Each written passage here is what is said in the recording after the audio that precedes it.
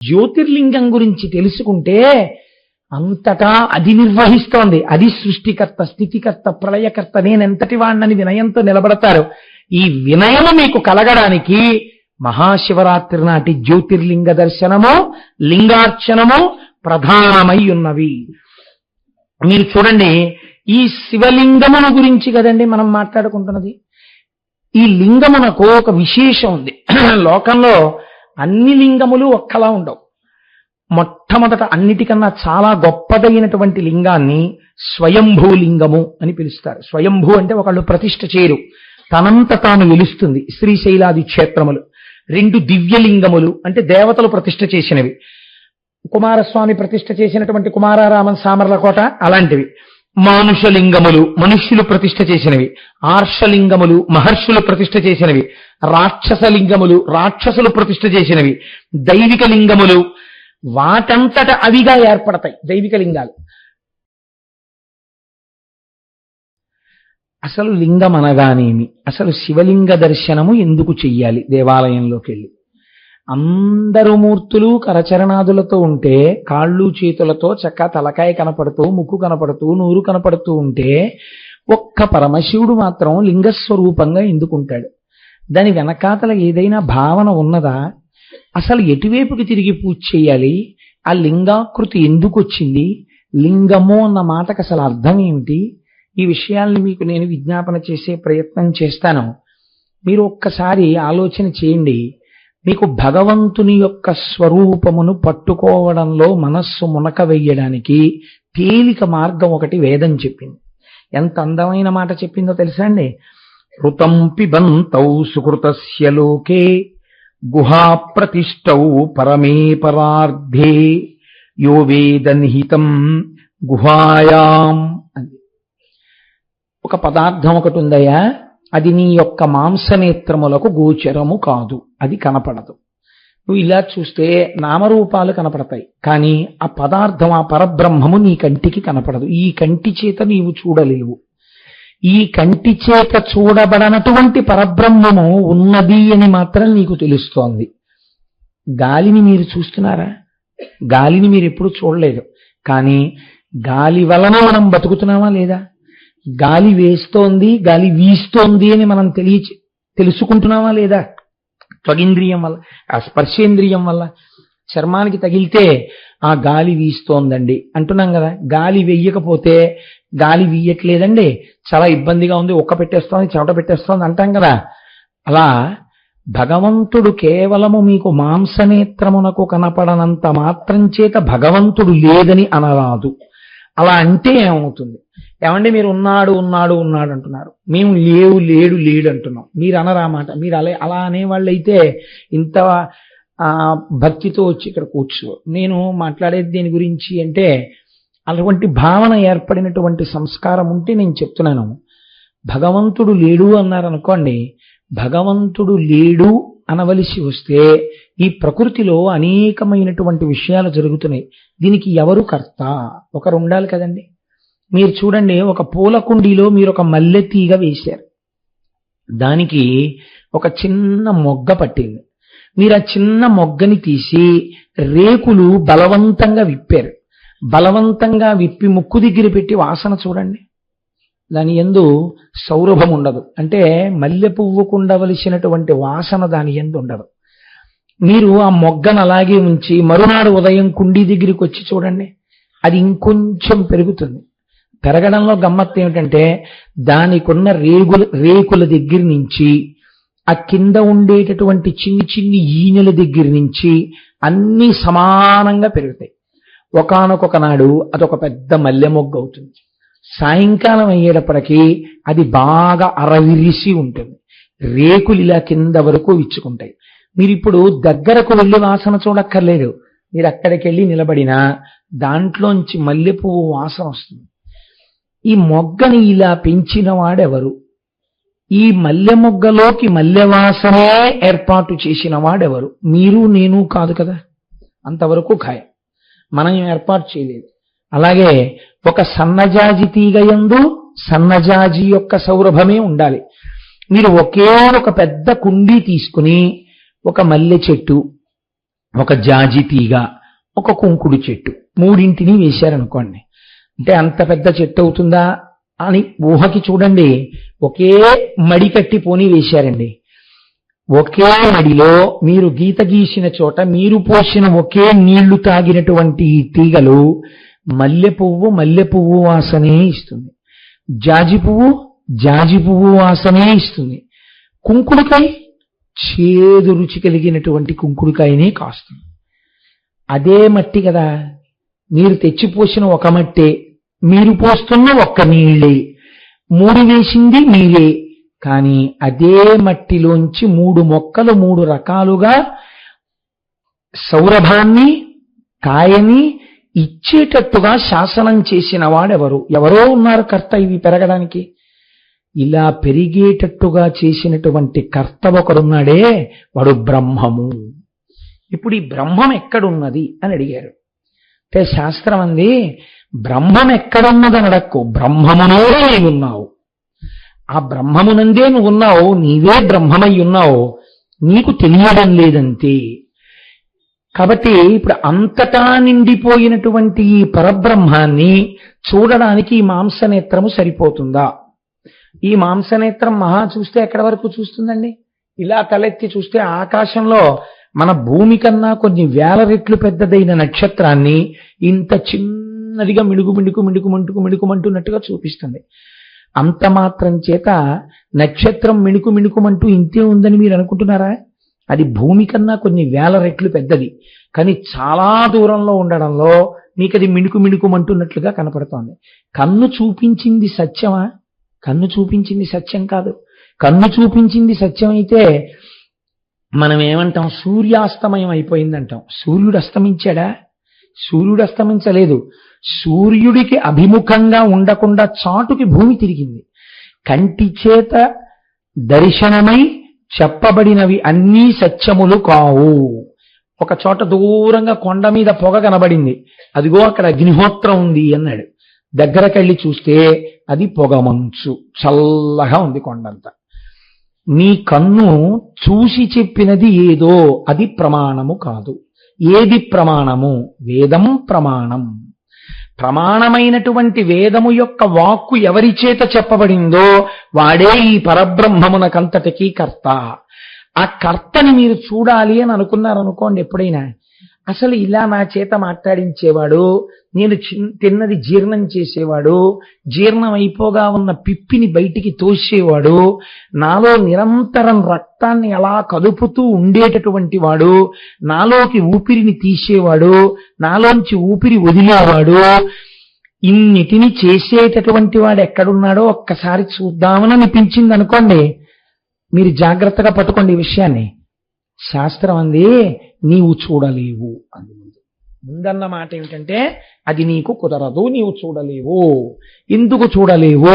నీకు చూడడానికి ఇయ్యబడినటువంటి సాధనము నేత్రము. ఈ నేత్రము కూడా దేని వలన ప్రకాశిస్తోంది? లోపలున్న పరబ్రహ్మము వలన నేత్రం ప్రకాశిస్తోంది. దానికి వెనక్కి తిరిగి లోపలికి చూడడం రాదు, పైకి చూడడం వచ్చు, వెనక నుంచి పడుతున్న ఆత్మ యొక్క శక్తి చేత. ఇప్పుడు ఈ కన్ను ఎలా పట్టగలదు భగవంతుణ్ణి? చూడలేదు. నీకు నామరూపాత్మకమైన జగత్తునొక్కదాన్ని ఈ నేత్రము చూపించగలదు. పటకారని చెయ్యి పట్టుకోగలదు, కానీ చేతిని పటకార ఎప్పుడూ పట్టుకోలేదు.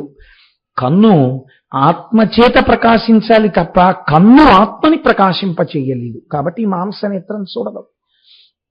కాబట్టి చూడగలవా? చూడలేవు. ఏమండి మీరు ఆ మాట అంటే మరి మాకు బెంగగా ఉంది. అయితే ఇంకా అసలు మాకు ఇవన్నీ చేసిన కర్త ఒకడున్నాడు, వాడిని ఒక్కసారి చూడాలండి.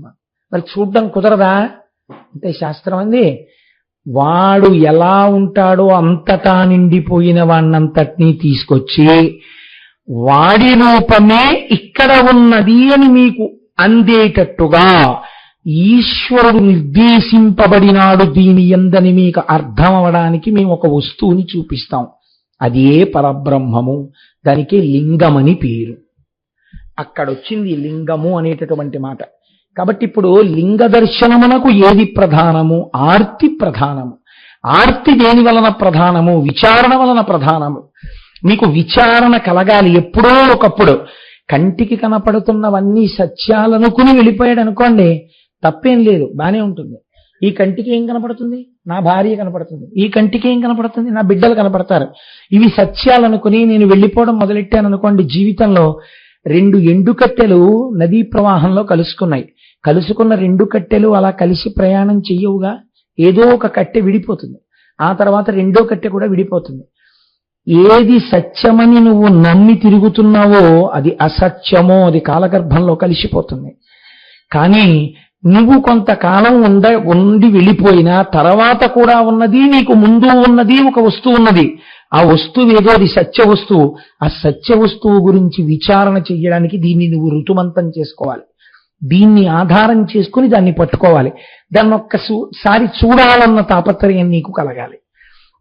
ఇప్పుడు ఇది 2 కారణముల చేత ఆవిర్భవిస్తుంది. ఒకటి, చూడాలని తాపత్రయపడిన వాళ్ళు ఎవరున్నారో వాళ్ళ ఆర్తిని చూసి వాళ్ళకి కనపడ్డం కోసమని వచ్చాడు ఆయన. అందుకే వేదాహమేతం పురుషం మహాంతం ఆదిత్యవర్ణం తమసస్తుపారే సర్వాణి రూపాణి విచిత్య ధీర నామాని కృత్వాభివదన్ యదాస్తే. ఇలా మేం చూడాలనుకుంటున్నాము అని చెప్పబడినటువంటి పరబ్రహ్మము వాళ్ళు ఎలా కోరుకున్నారో అలా కనపడినది. మా చిన్నతనంలో, ఇప్పుడంటే చాలా తక్కువైపోయింది, కానీ పంచదారతో చేసిన చిలకలు, కోడి పుంజులు ఇవన్నీ అమ్మేవారు.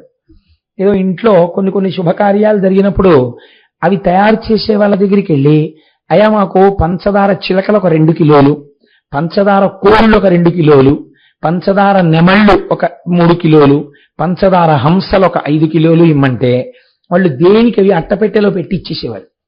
ఇప్పుడు ఇవన్నీ తీసుకొచ్చి పిల్లలు సంతోషిస్తారని ఒక కోడిని, ఒక కుక్కని, ఒక హంసని, ఒక నెమలిని అక్కడ పెట్టి చూపించి, చూసావా ఎలా ఉన్నాయో అన్నాడు.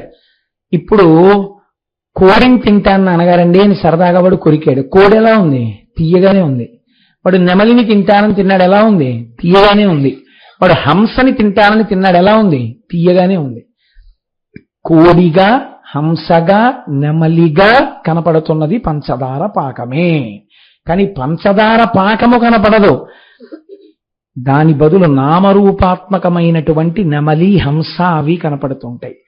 నామరూపాత్మకంగా కనపడేటటువంటి ఈ సమస్త జగత్తునందు నిండిపోయిన బ్రహ్మమున్నదే, అది కంటి చేత చూడాలని తాపత్రయపడితే శివలింగముగా ఆవిర్భవించినది. అది ఒక కారణం. 2వ కారణం, అసలు నీ ప్రమేయం ఏమీ లేదు. మీరు నన్ను క్షమించండి నేను ఇలా చెప్తే, సృష్టి యందు మీ ప్రమేయము లేదు. అసలు సృష్టి యందు మన ప్రమేయం అన్నది యథార్థంగా ఉంటే అది సత్యమే అయితే ప్రపంచంలో సంతానం లేని వాళ్ళన్న వాళ్ళు ఉండకూడదు కదండి. సృష్టి జరుగుతోందంటే ఈశ్వరానుగ్రహం వల్ల సృష్టి జరుగుతోంది. ఏ ప్రాణికి ఎటువంటి ప్రాణి పుట్టాలో నిర్దేశిస్తున్నవాడు ఈశ్వరుడు. కుక్క కడుపున కుక్క పుట్టాలి, మేక కడుపున మేక పుట్టాలి, పిల్లి కడుపున పిల్లి పుట్టాలి, మనిషి కడుపున మనిషి పుట్టాలి. కాబట్టి ఈ సృష్టి చేసేటటువంటి వాడు ఆయన.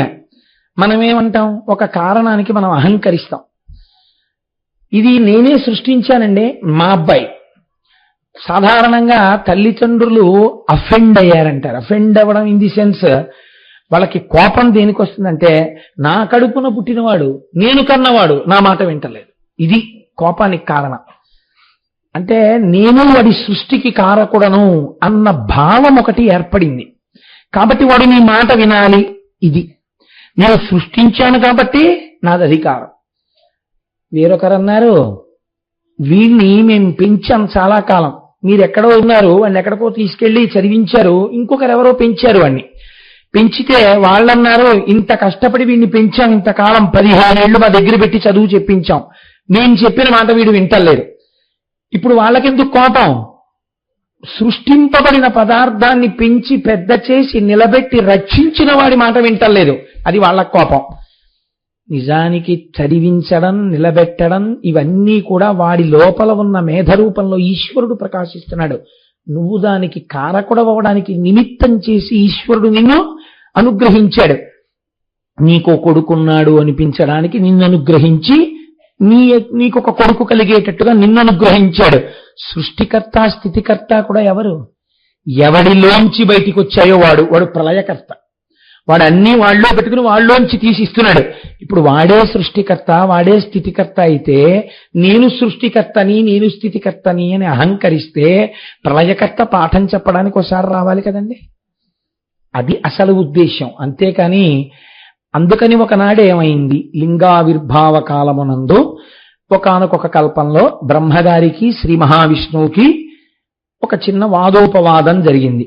నేను బ్రహ్మము అంటే నేను బ్రహ్మము, నేను అధికుడు అంటే నేను అధికుడు.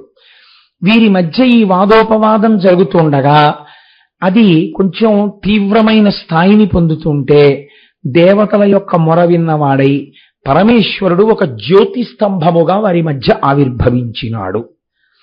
ఇలా ఎందుకు ఆవిర్భవించాలి, మీరు దీన్ని కొంచెం జాగ్రత్తగా పట్టుకోవాలి. ఒక జ్యోతి స్తంభంగా ఆవిర్భవించాడండి అని నేను అన్నాను అనుకోండి, జ్యోతి స్తంభం అనగానేమి అంటే ఒక బ్లోఅవుట్ అని చెప్పచ్చాము. బ్లోఅవుట్ ఏముందండి, గ్యాస్ భూమిలోంచి అలా పైకి వచ్చేస్తే మండింది అనుకోండి, అలా పొడవుగా ఒక స్తంభాకృతిలో మండుతుంటుంది కదా. ఒక బ్లోఅవుట్ ఏర్పడితే చూడ్డానికి ఎన్ని ఊళ్ళ నుంచో వెళ్ళి చూసొస్తుంటారు దూరం నుంచి కదా. అలాంటి బ్లోఅవుట్ దెబ్బలాడుకుంటున్న ఇద్దరి మధ్యలోకి వచ్చింది అనుకోండి.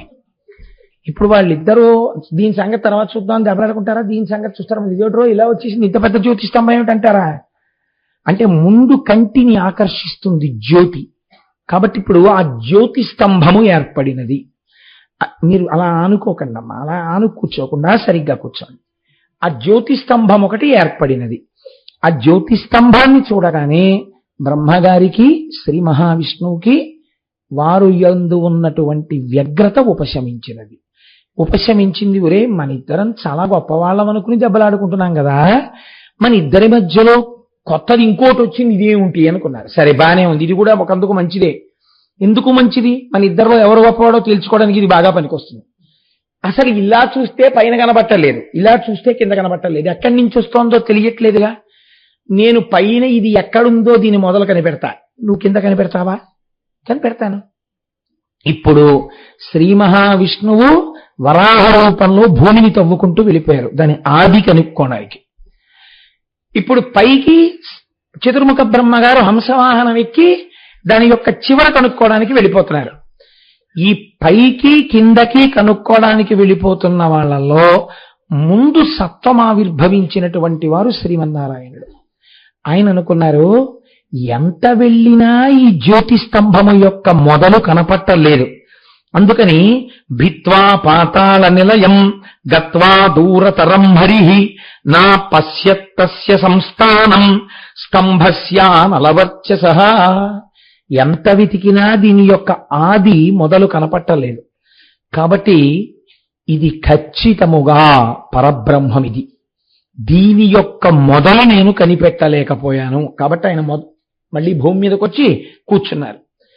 బ్రహ్మగారు రజోగుణ సంపర్కం ఉన్నవాడు కొద్దిగా. ఆయన పైకి ఎక్కుతుంటే ఎంతసేపు పెడతాంరా ఇలాగా, ఏమిటి ఎంత వెళ్ళినా కనపట్టలేదు. ఆయన ఇబ్బంది అలా ఏమిటంటే కింద ఆయనకి కనపడిపోయిందేమో అని. అందుకని ఆయన అలా వెడుతూనే ఉన్నారు. ఇంతలో పైనుంచి ఓ కేతకి పుష్పం ఒకటి కింద పడింది, ఓ మొగలిపు. దాన్ని టక్కున పట్టుకుని అడిగారు ఆయన, ఎక్కడి నుంచి వస్తున్నావు అని అడిగారు. అబ్బో ఎవరో ఒక మహానుభావుడు పరమభక్తితో ఇలా శంకరుడి మీద వేశాడు. మీరు ఇది చాలా జాగ్రత్తగా పట్టుకోవాలి. ఇంత పైన తలకాయ ఉంటే దాని మీద పువ్వు ఎలా పడిందండి? ఎవరు పూజ చేశారు అంటే ఎవరో భక్తుడైన వాడికి లొంగిపోయాడు ఆయన, అహంకరించిన వాడికి దొరకలేదు ఆయన కదండి. ఆయన ఎవరో పూజ చేశాడు, ఆ మొగలి పువ్వు తల మీద ఎట్టుకున్నాడు ఆయన. చాలా కాలం తర్వాత మీ ఇద్దరు దెబ్బలాడుకోవడం చూసి అంత పూర్వమే కొన్ని సంవత్సరాల క్రితం ఆయన ఎందుకో సంతోషంగా ఇలా అన్నాడు. అంటే ఆ పైనుంచి నేను కింద పడ్డాను, ఇలా నేను కొన్ని సంవత్సరాల నుంచి పడుతూనే ఉన్నాను ఇలా కిందకి, ఈ ప్రయాణం జరుగుతోంది, మీరెక్కడికి వెళ్తున్నారని అడిగింది. అయ్య బాబోయ్ నువ్వు ఇలా ఎన్నో ఏళ్ల నుంచి పడుతున్నాను అంటున్నావు అంటే ఎప్పటికి కనపడుతుంది నాకు, పోన్లే కానీ ఒక ఉపకారం చేస్తావా అన్నాడు. ఏం కావాలి మీకు అని అడిగింది. అడిగితే ఏమి లేదు, కిందకి వెళ్ళిన తర్వాత శ్రీమన్నారాయణుడు ఉంటారు, నేను ఆ పై భాగాన్ని చూశానని ఆయనకి సాక్ష్యం చెప్తావా అన్నాడు. చెప్పను అంటే చతుర్ముఖ బ్రహ్మగారు సృష్టికర్త, అందుకని చెప్తాను అంది మొగలిపువ్వు. సరే శివమహాపురాణాంతర్గతం కాదు కానీ ఇతర పురాణాల్లో సమన్వయం ఏమిటంటే అక్కడే ఒక ఆవు కూడా కనపడింది. ఆ ఆవుని నువ్వెందుకు వెళ్ళావంటే పైన అభిషేకం చేసి వస్తున్నాను, నేను ఆ పైనుంచి ఎప్పటి నుంచో దిగుతున్నాను, నువ్వు కూడా చెప్తావా అని చూశానని చెప్తాను. ముఖంతో అంగీకరించింది. ఇద్దరూ కిందకొచ్చారు. శ్రీ మహావిష్ణువుని ఆయన ముందు అడిగారు, చూసొచ్చారా అని అడిగారు. అబ్బాయి నాకు కనపడలేదు, ఎంత దూరం వెళ్ళినా కనుగొనలేకపోయాను, పైకి వచ్చేసాను అన్నారు. నేను చూసొచ్చాను. ఇదిగో సాక్ష్యాలు, ఈ కేతకీ పుష్పం, ఈ ఆవు. కేతకీ పుష్పం ఆయన చూసొచ్చారని చెప్పింది. ఆవు ముఖంతో అంగీకరించి పృష్ఠభాగమును కదిపి చూడలేదు అని చెప్పింది. ఇప్పుడు నిరాకారముగా జ్యోతిస్తంభముగా ఉన్నటువంటి పరమాత్మ శంకరుడు సాకారమును పొందాడు. సాకారమును పొంది బ్రహ్మదర్శనమైనదని అబద్ధమాడావు బ్రహ్మ. కాబట్టి నీకు నేను కొన్ని శాపవచనములను ఇస్తున్నాను. ఒకటి, నీకు భూమి యందు పూజ లేకుండుగాక, నిన్నెవ్వరూ పూజ చేయరు. కానీ బ్రహ్మస్థానం అని ఒక స్థానం ఉంటుంది. మీరు ఇంట్లో పూజ చేసుకున్నారనుకోండి, బ్రహ్మగారిని పిలిచామంటారు. ఒక మహానుభావుడు వచ్చే స్థానంలో కూర్చుని పూజ చేయిస్తారు. ఆ పూజ చేయించిన వాడెవరో ఆయన్ని బ్రహ్మగారు అంటారు. మీరు పూజ అయిపోయిన తర్వాత లేచి ఈయనంత బాగా చేయించలేదండి అన్నారనుకోండి, సున్న చుట్టేస్తారు మీరు చేసిన పూజకు ఫలితాన్ని. అది బ్రహ్మస్థానం. ఒకసారి కూర్చోపెట్టాక ఆయన ఏది చేయిస్తే అదే శాస్త్రం అంతే. కాబట్టి నువ్వు బ్రహ్మస్థానమునందు ఆవాహన పొంది గౌరవింపబడుతుంటావు. రెండవది ఏది అంటే, నువ్వు అబద్ధం చెప్పకుండా శ్రీ మహావిష్ణువు నేను చూడలేకపోయానని చెప్పారు కాబట్టి నాతో సమానంగా ఆయనకి వైభవోపేతంగా పూజలు ఉత్సవాలు ఉంటాయి. ఆ ఉత్సవాలకి ఆధిపత్యం వహిస్తుంటావు. అందుకే బ్రహ్మోత్సవము అని బ్రహ్మగారి రథం ముందు నడుస్తుంది ఉత్సవాలకి. కేతకీ పుష్పం అబద్ధం చెప్పింది కాబట్టి ఈ కేతకీ పుష్పము నా యొక్క పూజ యందు అగకుండుగాక. అది ఎంత సువాసనాభరితమైన మొగలి పువ్వు నా పూజలో ఉపయోగింపబడదు. భగవదార్చనకి ఉపయోగపడని పువ్వు ఎంత అందంగా ఉంటే ఎందుకు, ఎంత సువాసన ఉంటే ఎందుకు. ఇప్పుడు కేతకీ పుష్పం బాధపడింది, అయ్యో నా బ్రతుకు ఇంతేనా, నాకు పూజార్హత లేదా అని. నాయందు పూజింపబడవు గాని, నాకు పూజింపబడవు గాని, నాకు భక్తులైన వారు నిన్ను తలలో ధరిస్తారు. అందుచేత నా భక్తులు ధరిస్తే నేను ఎక్కువ ప్రీతి పొందుతాను. కాబట్టి శివభక్తులైనటువంటి వారు మొగలి పువ్వు ధరించవచ్చు. 2, నాకు పూజ జరిగే చోట ప్రాంగణం మీద మొగలి పువ్వులతో అలంకారం చేస్తే నేను ప్రీతి పొందుతాను. ప్రత్యక్షంగా నాకు పూజ మాత్రం చెయ్యకూడదు. కాబట్టి ఇప్పుడు కేతకీ పుష్పానికి అటువంటి వరం, అటువంటి శాపం రెండింటినీ అనుగ్రహించారు.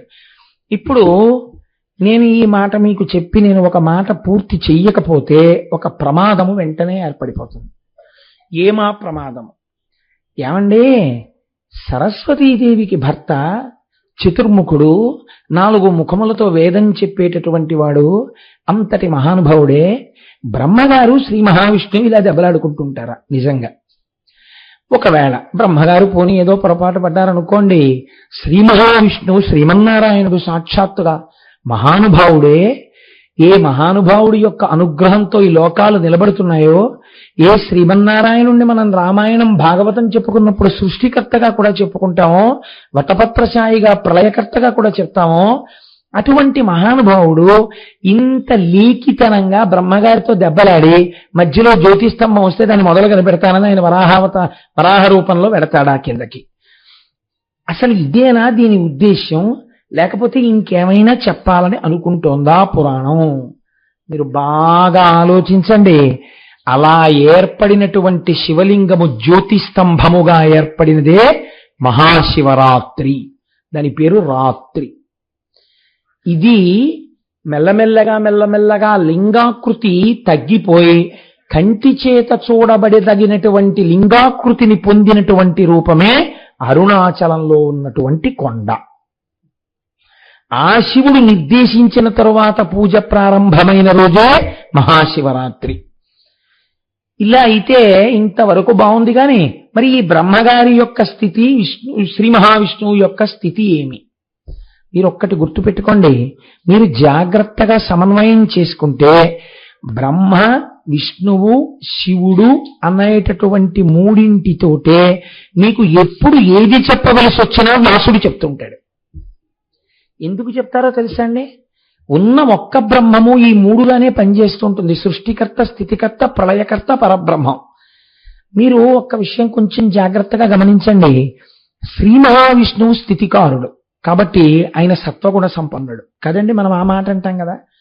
సరే, ఆయన సత్వగుణ సంపన్నుడైతే భయంకరాకృతిలో నరసింహావతారాన్ని ధరించి హిరణ్యకశిప సంహారం చేసి కోపం తగ్గనప్పుడు ఎంతమంది స్తోత్రం చేసినా కోపం తగ్గనప్పుడు దాన్ని సత్వం అంటారా, తమస్సు అంటారా? క్రోధము తమస్సు. రామచంద్రమూర్తి కోదండాన్ని చేతిలో పట్టుకుని కొన్ని వేల మందిని తెగటార్చినప్పుడు కించిత్ కోపం కూడా రాకుండా తెగటార్చాడని మీకు చెప్పగలరా? క్రోధం ఆయనకు వచ్చిందని వాల్మీకి మహర్షి చెప్పారు కొన్ని చోట్ల. అప్పుడు ఆయన తమోగుణ సంపన్నుడు కాలేరా? శంకరుడు తమోగుణ సంపన్నుడు లయం చేస్తాడంటారు. తమోగుణ సంపన్నుడు శంకరుడైతే దక్షిణామూర్తిగా కూర్చుని లోకానికి జ్ఞానం ఇవ్వలేదా? అప్పుడు మరి ఆయన సత్వగుణ సంపన్నుడు కాడా? మరి అదే శంకరుడు జ్ఞానప్రదాతయ్యి జ్ఞానానికి మహేశ్వరుణ్ణి మీరు కొలవండి అని అనిపించుకుని శృతివాక్యం చేత పొగడబడినటువంటి వాడు మహానుభావుడై సత్వగుణ సంపన్నుడు కాలేదా? మరి అలాంటప్పుడు ఒక గుణాన్ని మీరు భగవంతుని యందు ఆరోపించి మాట్లాడడం మీ అజ్ఞానం అనుకోవాలా, మీ జ్ఞానం అనుకోవాలా? భగవంతుని యందు గుణమును ఆరోపించి మాట్లాడడం ఏంటండి? అంతకన్నా అసంబద్ధమైన విషయం ఇంకోటి లేదు. యథార్థమేమి అంటే మహానుభావుడైనటువంటి బాణుడని సంస్కృతంలో మహాకవి బాణుడు. ఒక్కొక్కసో అంటారు కాళిదాసు సమానుడు లేదా కాళిదాసు కన్నా ఓ అడుగు ముందే ఉన్నవాడు బాణుడు అంటారు. ఆ బాణుడు ఒకచో ఒక మాట చెప్తాడు. రజోజుషే జన్మని సత్వవృత్తయే స్థితౌ ప్రజానాం ప్రళయే తమస్పృశే అజాయ సర్గస్థితి నాశహేతవే త్రైమయాయ త్రిగుణాత్మనే నమః అంటాడు. రజోగుణము చేత చతుర్ముఖ బ్రహ్మగారు ప్రకాశిస్తున్నారు. సత్వగుణము చేత శ్రీ మహావిష్ణువు ప్రకాశిస్తున్నారు. తమోగుణము చేత లయకారకుడై రుద్రుడు ప్రకాశిస్తున్నాడు. అంత మాత్రం చేత నిజంగా వాళ్ళందరూ ఆ గుణాలతోటే ఉంటారని మీరు అనుకుంటున్నారా? కాదు. అసలు వీరి ఎందు గుణము లేదు. నిర్గుణమైన పరబ్రహ్మము సృష్టి చేసేటప్పుడు బ్రహ్మగా మారింది. అప్పుడు అవసరం కాబట్టి రజోగుణాన్ని తీసుకుంది. ఎప్పుడు ఏది అవసరమో అప్పుడు నేను అది పుచ్చుకుని మిగిలిన వాళ్ళకి కూడా మార్గాన్ని చెప్తున్నానే. నా ఇంట్లో వాళ్ళకి ఒకే పరబ్రహ్మం సృష్టి చేసి ఒకే పరబ్రహ్మం స్థితి చేసి ఒకే పరబ్రహ్మం లయ చేస్తే మీరేమంటున్నారు, నేనేమంటున్నాను? ఈ సృష్టి ఈ స్థితి ఈ లయ నేనే చేస్తున్నాను అంటున్నాను.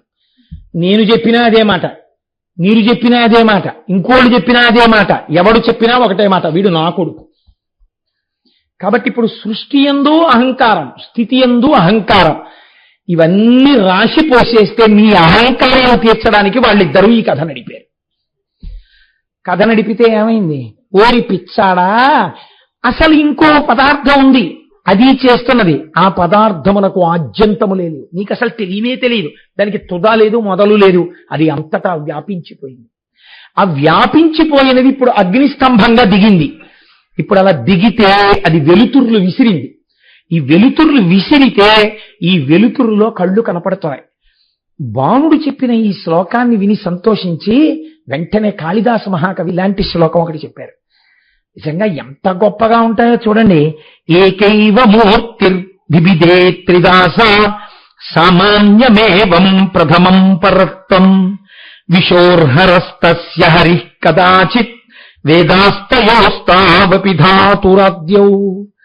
ఒకానొక నాడు బ్రహ్మగారు పెద్దవాళ్లా కనపడతాడు, విష్ణువు శివుడు ఆయన కన్నా తక్కువలా కనపడతారు.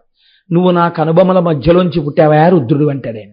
అమ్మవారు మొన్న నంది కదండి, ఒక వరసలో నువ్వు నాకు మామగారి వయ్యావయ్యా అంది. అంటే అమ్మవారు ఎంత గొప్పగా మాట్లాడిందో చూడండి. ఆ మాట మాట్లాడేటప్పుడు ఒక వరసలో నువ్వు నాకు కొడుకు వయ్యావయ్యా అంది.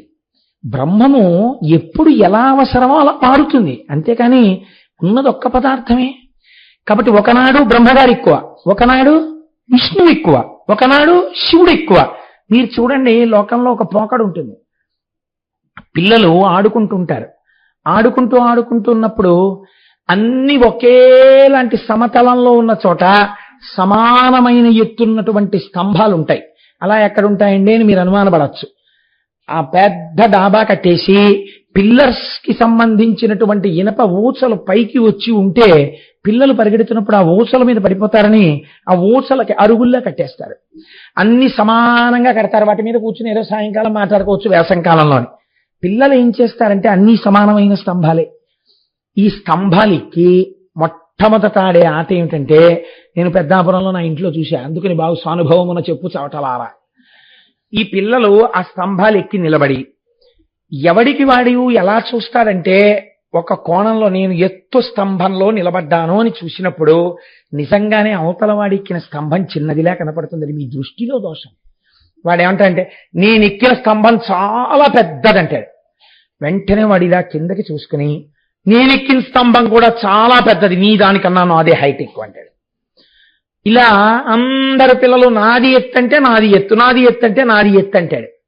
ఇల్లు కట్టిన మేనమామ అక్కడే ఉండి నవ్వుకుంటాడు, ఇవన్నీ ఒకే ఎత్తు, పిల్లలు ఆడుకుంటున్నారంటాడు. పరబ్రహ్మమును ఒక్కొక్క రూపంలో ఉపాసన చేసేవాడికి ఆయా రూపముల యందు అభిమానం ఉంటుంది. ఉన్నప్పుడు వాడంటాడు ఇది ఎక్కువ అంటాడు. కానీ ఇది ఎక్కువ అది తక్కువ అనకూడదు, అన్నీ సమానం. కానీ నాకు ఈ స్తంభం మీద కూర్చోవడం సంతోషం అనాలి. అది పక్వత, అది జ్ఞానం. ఇది కాళిదాస మహాకవి చెప్తున్నాడు. ఒకనాడు బ్రహ్మ అధికుడిలా కనపడి శివ విష్ణువులు తక్కువగా కనపడతారు. వేరొక పురాణమునందు విష్ణు అధికుడై బ్రహ్మ శివుడు తక్కువగా కనబడతారు. రామాయణంలో ఆ శివ ధనస్సుని విష్ణువు విరిచేశారు రామచంద్రమూర్తి. హుం అన్నారు, శివధనస్సు ఆగిపోయింది. అప్పుడు ఎవరు ఎక్కువ? విష్ణువు ఎక్కువ. ఇప్పుడు మీరు రామాయణం పనికి మాలిందండి అంటారా? ఆది కావ్యం మరి ఎందుకు చెప్పుకున్నావు 42 రోజులు తరించడానికి? అలాగే ఒక్కొక్క నాడు వీళ్ళిద్దరూ కాదు, శివుడు ఎక్కువ. ఇప్పుడు నువ్వు తీర్పులు చెప్పడానికి నువ్వు అక్కర్లా, వాళ్ళకన్నా గొప్పవాడు ఏం కాదు. తీర్పు చెప్తే మళ్ళీ కిందకో పైకో వెళ్ళినవాడి నువ్వెందుకు తీర్పు చెప్తావు? జ్యోతిస్తంభం అంటే ఏమిటో తెలుసా అండి? అదే అంతటా ఉన్నది. ఎన్ని దీపాలు వెలుగుతున్నా వెలుగుతున్నది ఒక్క జ్యోతి రూపమే. ఇన్ని రూపాలుగా ఉన్నది ఒక్కటని నువ్వు తెలుసుకోవడం జ్యోతిర్లింగ ఆవిర్భావం. కాబట్టి ఇప్పుడు ఈ అర్ధరాత్రి వెలిగినటువంటి జ్యోతిస్తంభం వెలిగితే రుద్రం దానికి ప్రార్థనా శ్లోకం చెప్పింది. ఆపాతాల నభస్థలంత భువన బ్రహ్మాండమా విస్ఫురత్ జ్యోతిస్ఫాటిక లింగ మౌళి విలసత్పూర్ణేందు అంతామృతై అస్తోకాప్లుతమేకమీశమనిశం రుద్రాను వాకాం జపం ధ్యాయేత్ ఈప్సిత సిద్ధయే ధ్రువపదం విప్రోభిషించేత్ శివం బ్రహ్మాండ వ్యాప్త దేహ భసిత హిమరుచాభాసమానా భుజంగై కంఠే కాళాహ కపర్దాహ కలిత శిశికలశ్చండ కోదండహస్తాహ అంది. అది పాతాళము నుంచి బ్రహ్మాండములు ఎక్కడ వరకు ఉన్నాయో అక్కడ వరకు అదంతా ఒక పెద్ద జ్యోతి లింగాకృతి. దీని మీద చంద్రుడనబడేటటువంటి అమృతము ఉన్నది. ఈ చంద్రుడు కరిగి అమృతము స్రవించి దాని మీద పడుతోంది.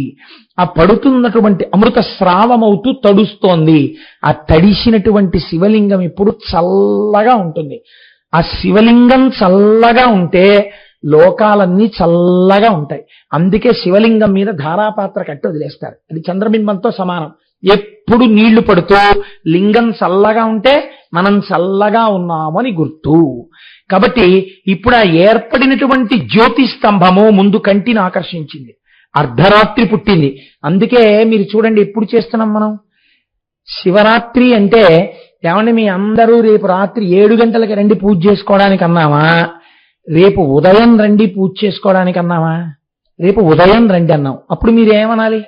ఏమండి మీరు ఈ పూజ ఎందుకు చేయిస్తున్నారు? శివరాత్రి కాబట్టి. శివరాత్రి అనగానేమి? రాత్రి పూజ. మరి అటువంటిప్పుడు మీరు రాత్రి చేయించకుండా పొద్దున చేయించడం ఏంటి? మీకు చిత్రం ఏమిటో తెలుసా అండి? మన సంప్రదాయంలో సనాతన ధర్మంలో అన్ని రాత్రి శబ్దంతో ఉంటాయి. శరణ్ నవరాత్రులు, గణపతి నవరాత్రులు, వసంత నవరాత్రులు, అన్ని రాత్రులే. ఏమిటా రాత్రులు ఏమిటి అంటే, రాత్రులు అనగా చీకటి. చీకటి ఎందు ఏమవుతుంది? దొంగకి తేడా తెలియదు. ఆత్మవస్తువుకి శరీరానికి భేదం తెలియనటువంటి అజ్ఞాన స్థితి చీకటి. ఇప్పుడు ఈ చీకటిలో ఉన్న వస్తువు ఉన్నట్టు తెలియాలంటే ఏది ఉండాలి? నా ఫిక్స్డ్ డిపాజిట్ రిసీట్ తీసుకొచ్చి అక్కడ పెడితే తెలుస్తుంది ఏమిటి?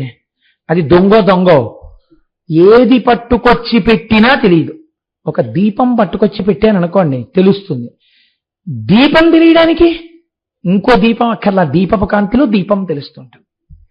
ఇది పరబ్రహ్మం, ఇది జ్యోతిర్లింగం. ఈ జ్యోతిర్లింగ కాంతిలో మీరెవరో మీకు తెలుస్తుంది, మీకు లోకంగా కనపడుతున్నది ఏమిటో మీకు తెలుస్తుంది. ఇప్పుడు రాత్రి అనగా అజ్ఞానం పోవడానికి, శివానుగ్రహానికి మీరేం చేస్తున్నారు? తెల్లవారకట్ట నుంచి పూజ చేస్తున్నారు, అంటే భక్తితో నిలబడుతున్నారు. ఇప్పుడు ఈ భక్తితో నిలబడి రాత్రి ఏం చేస్తారు? జాగరణ చేస్తారు. జాగరణం అనగానేమి? జాగరణం అంటే మీరు ఒకటి గుర్తుపెట్టుకోండి, ఏదో రకంగా నిద్రపోకుండా ఉండుట కాదు. ఏదో ఒక ప్రయత్నం చేత నిద్ర రాకుండా వెర్రికేకలేసుకుంటూనో, డాన్స్ బేబీ డాన్స్ చేసుకుంటూనో, పనికిమాలిన పనులు చేస్తూనో నిద్రపోకుండా నిగ్రహించుకుంటే మీరు పావుని కొట్టట్లేదు, పుట్టని కొడుతున్నారు. దానివలన ప్రయోజనం ఏమిటంటే ఒక పాప ఫలితం పోయిందేమో, ఎవరినో నిద్రపోకుండా చేసేందుకు మీరు నిద్రపోకుండా ఉన్నారేమో. దాన్ని నిద్రపోకుండా ఉండమని చెప్పలేదు శాస్త్రం, జాగరణ చెయ్యి అంది. మీరు చూడండి, ఓ మాట అంటుంటాం మనం సాధారణంగా, ఏమండి నిన్న రాత్రి పడుకుందాం అనుకుని ఇలా తలుపేద్దామని వెళ్ళానండి, తలుపేద్దామని వెళ్ళేటప్పటికీ ఇంట్లో చిన్న త్రాచుపాం పిల్ల కనపడింది, గబగబా కర్రపట్రా అని వంటింట్లోకి వెళ్ళిపోయింది. ఆ వంటింట్లో వెతికి వెతికి వెతికి చూసేటప్పటికీ లటక్కని బెడ్రూమ్లోకి వెళ్ళిపోయింది. రాత్రల్లా జాగరణమేనండి, పాము కనపడలేదు, పొద్దున్న దొరికిందండి అంటాం. అంటే ఇప్పుడు మీరు వెతుకుదాని లేదు, దొరికితే దొరుకుతుంది, లేకపోతే లేదు ఏమవుతుందని చెప్పి మెల్లిగా కూర్చుని కునుకు తీస్తూ బాసుం పెట్టేసుకుని, వసే ఈ పెట్టి తీస్తాను చూడు ఇక్కడ ఏమైనా ఉంటుందేమో త్రాచుపాం పిల్ల అని బాసుం పెట్టేసుకుని ఎంతసేపు మీరు వెతుకుతానని చెప్పి హాయిగా కూర్చుని పెట్ల వీళ్ళు ఆగుతారా? అలా ఏం లాగరు, అక్కడ త్రాచుపాం ఉంది కాబట్టి దూరంగా నించుని అవసరమైతే ఎగిరి మంచం మీదకి ఎక్కేయడానికి ఓ మంచం స్టూలో కుర్చీయో పెట్టుకుని ఓ కర్ర పెట్టి దూరంగా పెట్లవి రాత్రల్లా లాగుతూనే ఉంటారు. అది ఇక్కడ కనబడుతుంది, ఇంకో దాంట్లో దూరిపోతుంది. ఇక్కడ మీరు వెతగ్గా పిల్ల రైని కేకేస్తుంది, నాన్నగారండి ఈ గదిలోకి వచ్చేసింది అంటుంది. అది మళ్ళీ అక్కడికి వెళ్ళిపోయింది ఇంకో గదిలోకి. జాగరణమనగా ఆవుస్తూనే వెతుకుతూ పరమ అప్రమత్తంగా ఉండుట. ఇప్పుడు అప్రమత్తంగా ఉండడానికి మీరేమిటి ప్రధానం? కరెంటు తీసేయడం ఈ రాష్ట్రమునకు లక్షణము. కాబట్టి చీకటి గబాలను ఎప్పుడు తీసేస్తారో, ఉసే త్రాచుపాం కాళ్ళెక్కే మీ వీరికి ఎక్కేస్తుంది, ముందే ఛార్జింగ్ లైట్లన్నీ వెలిగించట్టే పెట్టు, గబాల చీకటి కరెంట్ తీసేశారంటే కుట్టేస్తుంది ఎవరు. కాబట్టి మీరు ఏది మాత్రం ముందు పెట్టుకుంటారు? దీపాలు సిద్ధంగా ఉంచుకుని వెతకడం మొదలెడతారు. దీపాలు సిద్ధంగా పెట్టుకుని వెలిగించడం, పగలంతా దీపాలు వెలిగించడమే మీరు చేసే పూజ. మనస్సుని ఈశ్వరాభిముఖం చేయడం, అందుకు ఉపవాసం. ఉపవసి ఈశ్వరుడికి దగ్గరగా వెళ్ళారు. అలా వెళ్లకుండా లొల్లి పూజ చేశారనుకోండి మీరు, దానికి అర్థం లేదు. ఎందుకు వెళ్ళావు ఆయన గుళ్ళోకి? ఏం చేశావు? జనం, విపరీతమైన జనం, నువ్వు వాళ్ళతో తోసుకున్నావు. ఒకరినొకడు తోసేశాడు. అక్కడ శివలింగం దగ్గరికి వెళ్ళావు, నమస్కారం. అది ఏమిటో నీకు తెలియదు, నువ్వేమిటో దానికి తెలియదు. దానికి తెలుసు కానీ నీకు తెలియదు. ఓ ఓ నమస్కారం. అక్కడి నుంచి ఆ పత్రంతా తొక్కేయడం, ఆ అభిషేక జలాలన్నీ తొక్కేయడం, బయటికి వచ్చేయడం, వచ్చేసేసి అమ్మాయి అయిపోయింది శివదర్శనం. ఏమిటి నువ్వు చేసింది? దానివల్ల ఏమైనా ప్రయోజనం ఉందా? కాదు. ఉపవాసం అనగా ఇప్పుడు మనం రేపు చేద్దామనుకుంటున్నది ప్రశాంతంగా మనస్సుని ఈశ్వరాభిముఖం చెయ్యడం. అలా చేస్తే జన్మానికి ఒక్క శివరాత్రి చాలంది శాస్త్రం. ఇప్పుడు పగలంతా ఉపవాసం చేసి రాత్రంతా జాగరణ చెయ్యి. జాగరణం అంటే ఏం చేస్తావు? పావునే వెతుకు, పావు దగ్గరికి రాకుండా చూసుకోవడం జాగరణం కదండి.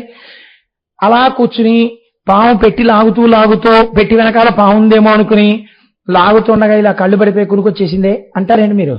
ఒక్కనాటికి రమ్మన్నా రాదు నిద్ర. ఇంట్లో త్రాచుపా ఉంది.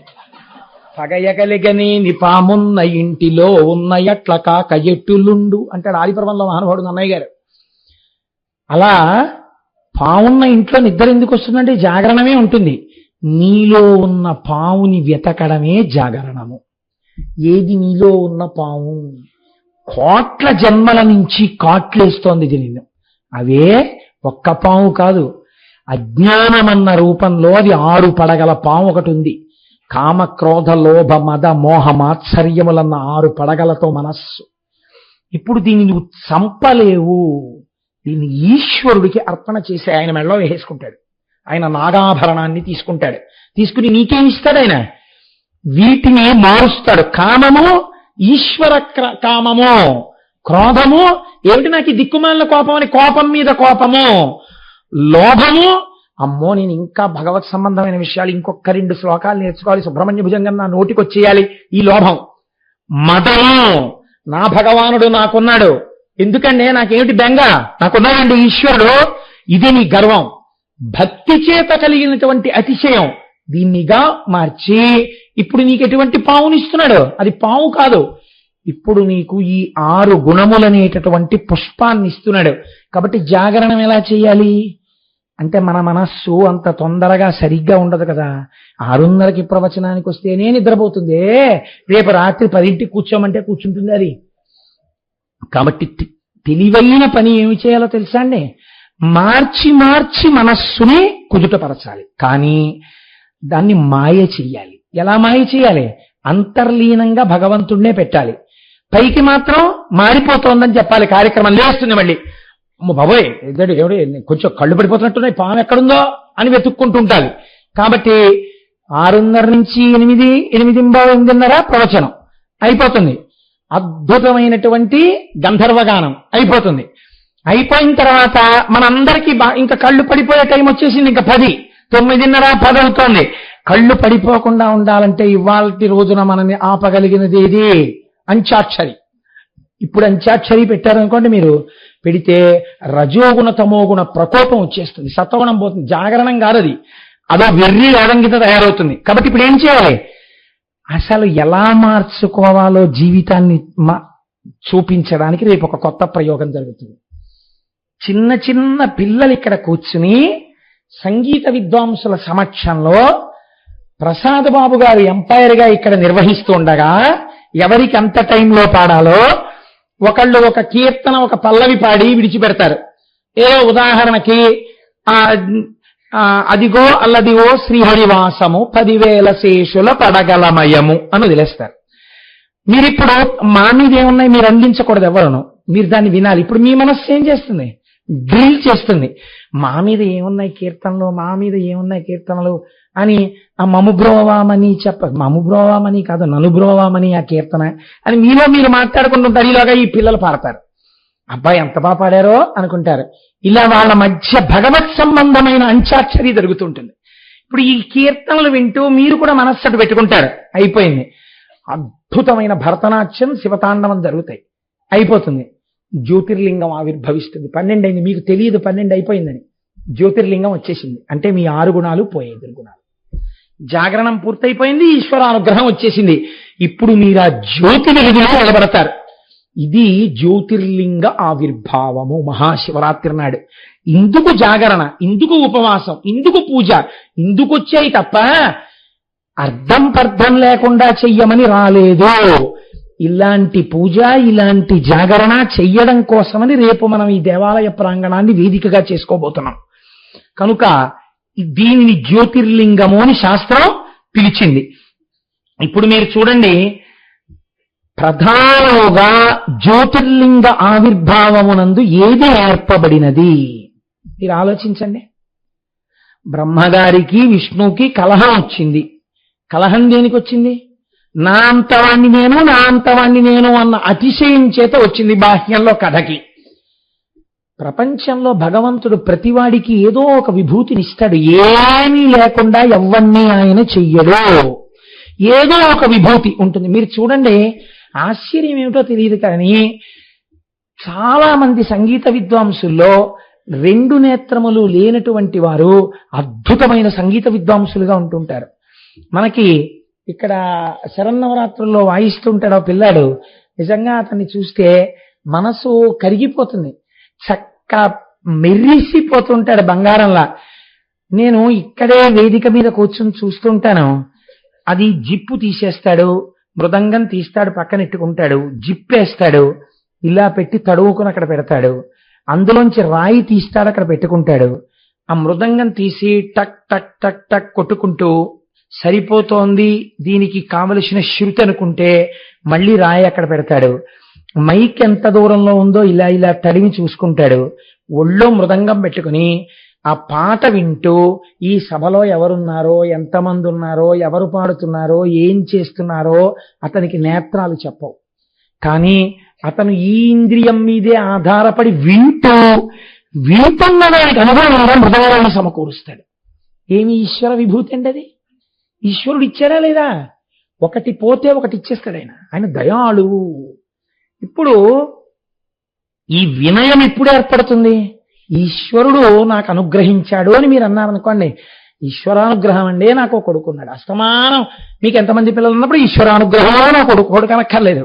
మీరు లోపల మనస్సులో నాకో 2 పిల్లలు ఉండడం ఈశ్వరానుగ్రహం, నాకో ఉద్యోగం ఉండడం ఈశ్వరానుగ్రహం, నేను 4 మాటలు చెప్పుకోగలగడం ఈశ్వరానుగ్రహం అన్న భావన పరిపుష్టమైందనుకోండి, దాన్ని వినయము అని పిలుస్తారు. ఈ వినయము లోపించడం కలహానికి కారణమైంది, అతిశయానికి కారణమైంది. ఈ వినయము నేర్చుకో. అందుకే శంకరాచార్య స్వామి వారు షట్పదీ స్తోత్రం అని ఒక స్తోత్రం చేశారండి. అసలు నిజంగా మీరు ఆ షట్పదీ స్తోత్రం చదవాలి. ఎంత అద్భుతమైన స్తోత్రం చేశారో తెలుసండి. మనస్సుకు షట్పది అని పేరు. పంచేంద్రియములు ఒక మనస్సు 6 కాళ్లతో ఉంటుంది. అందులో ఆయన అంటారు, అవినయమపనయ విష్ణో దమయమన శమయ విషయ మృగతృష్ణాం భూతదయాం విస్తారయ తారయ సంసార సాగరతః. మొట్టమొదటి శ్లోకం.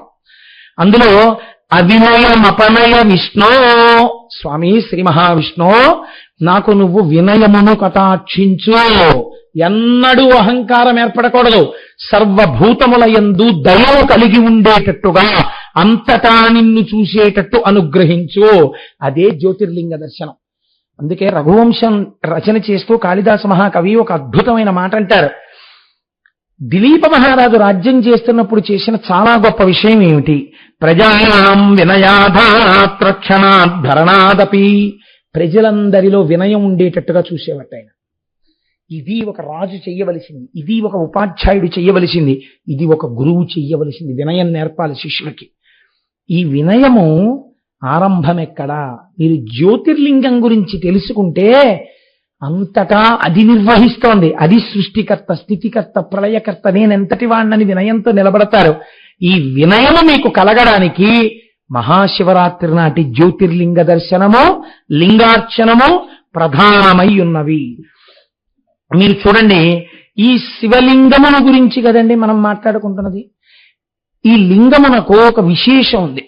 లోకంలో అన్ని లింగములు ఒక్కలా ఉండవు. మొట్టమొదట అన్నిటికన్నా చాలా గొప్పదైనటువంటి లింగాన్ని స్వయంభూలింగము అని పిలుస్తారు. స్వయంభూ అంటే ఒకళ్ళు ప్రతిష్ఠ చేయరు, తనంత తాను వెలుస్తుంది. శ్రీశైలాది క్షేత్రములు. 2 దివ్యలింగములు అంటే దేవతలు ప్రతిష్ఠ చేసినవి. కుమారస్వామి ప్రతిష్ఠ చేసినటువంటి కుమారారామన్ సామర్లకోట అలాంటివి. మానుషలింగములు మనుష్యులు ప్రతిష్ఠ చేసినవి. ఆర్షలింగములు మహర్షులు ప్రతిష్ఠ చేసినవి. రాక్షసలింగములు రాక్షసులు ప్రతిష్ఠ చేసినవి. దైవిక లింగములు వాటంతట అవిగా ఏర్పడతాయి. దైవిక లింగాలు ఇలా ఎలా ఏర్పడతాయని మీకు అనుమానం రావచ్చు. మీలో కొంతమంది అరకు వ్యాలీ వెళ్ళుంటారు. అరకు వ్యాలీ వెళ్ళినప్పుడు బుర్రా కేవ్స్ అని తీసుకెళ్తారు. ఆ బుర్రా కేవ్స్ లో ఒక చిత్రం ఉంటుంది. పైనుంచి నీటి బిందువులు కింద పడతాయి. కొండ తొలిచి లోపలికి గుహ ఉంటుంది. ఆ కొండ ఉపరితలం ఎక్కడో పైన ఉంటుంది.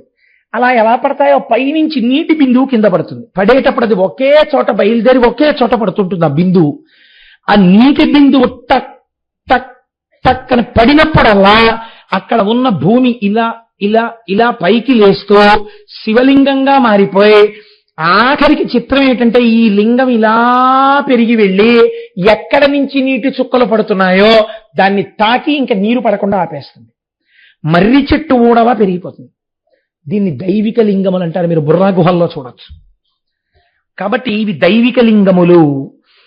బాణలింగములను ఉంటాయి. అవి నర్మదా నదీ ప్రవాహము యొక్క ఒరిపిడి చేత ఏర్పడతాయి. వాటిని బాణలింగములు అని పెడతారు. మనం ఈ లింగము ఏదైతే ఉందో ఆ లింగము మీరు బాగా గుర్తుపెట్టుకోండి. మీరు ఈ కంటి చేత చూడలేని సృష్టికర్త, స్థితికర్త, ప్రళయకర్త ఆ ఈశ్వరుడే. అందుకే మన వాళ్ళు ఏం చెప్పారంటే తప్పకుండా దేవాలయ దర్శనం అలవాటు చేసుకో అని ఎందుకు చెప్తారో తెలుసండి. మీరు ఒక భావన చెయ్యాలి. నేను ఎక్కడ నుంచి వచ్చానో వెనక్కి వెళ్ళారనుకోండి, ఎప్పుడో మీరు అమ్మ కడుపులో పడుకున్నారు. అక్కడ వరకు మీకు తెలుసు, ఎందుకంటే అమ్మ కడుపులోంచి వచ్చారు కాబట్టి అమ్మ కడుపులో పడుకున్నారు. అమ్మ కడుపులోకి నేనన్నప్పుడల్లా నేను కోటేశ్వరరావు అని ఒక భావన ఉంటుంది కదా. ఇది అమ్మ కడుపులోకి ఎక్కడి నుంచి వచ్చింది? అంతకు ముందు కూడా ఎక్కడి నుంచి వచ్చి ఉండాలి కదా. ఎక్కడి నుంచి వచ్చి ఉంటుంది అంటే అంతకు ముందు కూడా నేను ఎక్కడో ఉన్నాను, ఏదో ఉపాధిలో ఉన్నాను. ఆ ఉపాధి వదిలి ఈ ఉపాధిలోకి వచ్చాను. ఆ ఉపాధిలోంచి ఈ ఉపాధిలోకి పెట్టిన వాడు ఎవరో ఉండాలి కదా పెట్టడానికి. వాడు కదా మళ్ళీ బయటికి తోశాడు. వాడే కదా మళ్ళీ ఈ ఉపాధిలోంచి తీసి ఇంకో ఉపాధిలోకి పంపుతున్నాడు. వాడు ఎవడా సృష్టికర్త? వాడు పుట్టిన తర్వాత నేను ఇంత ఉండేవాడిని కదా, నన్ను సమానంగా 6 అడుగుల మనిషిని చేసిన వాడెవరు?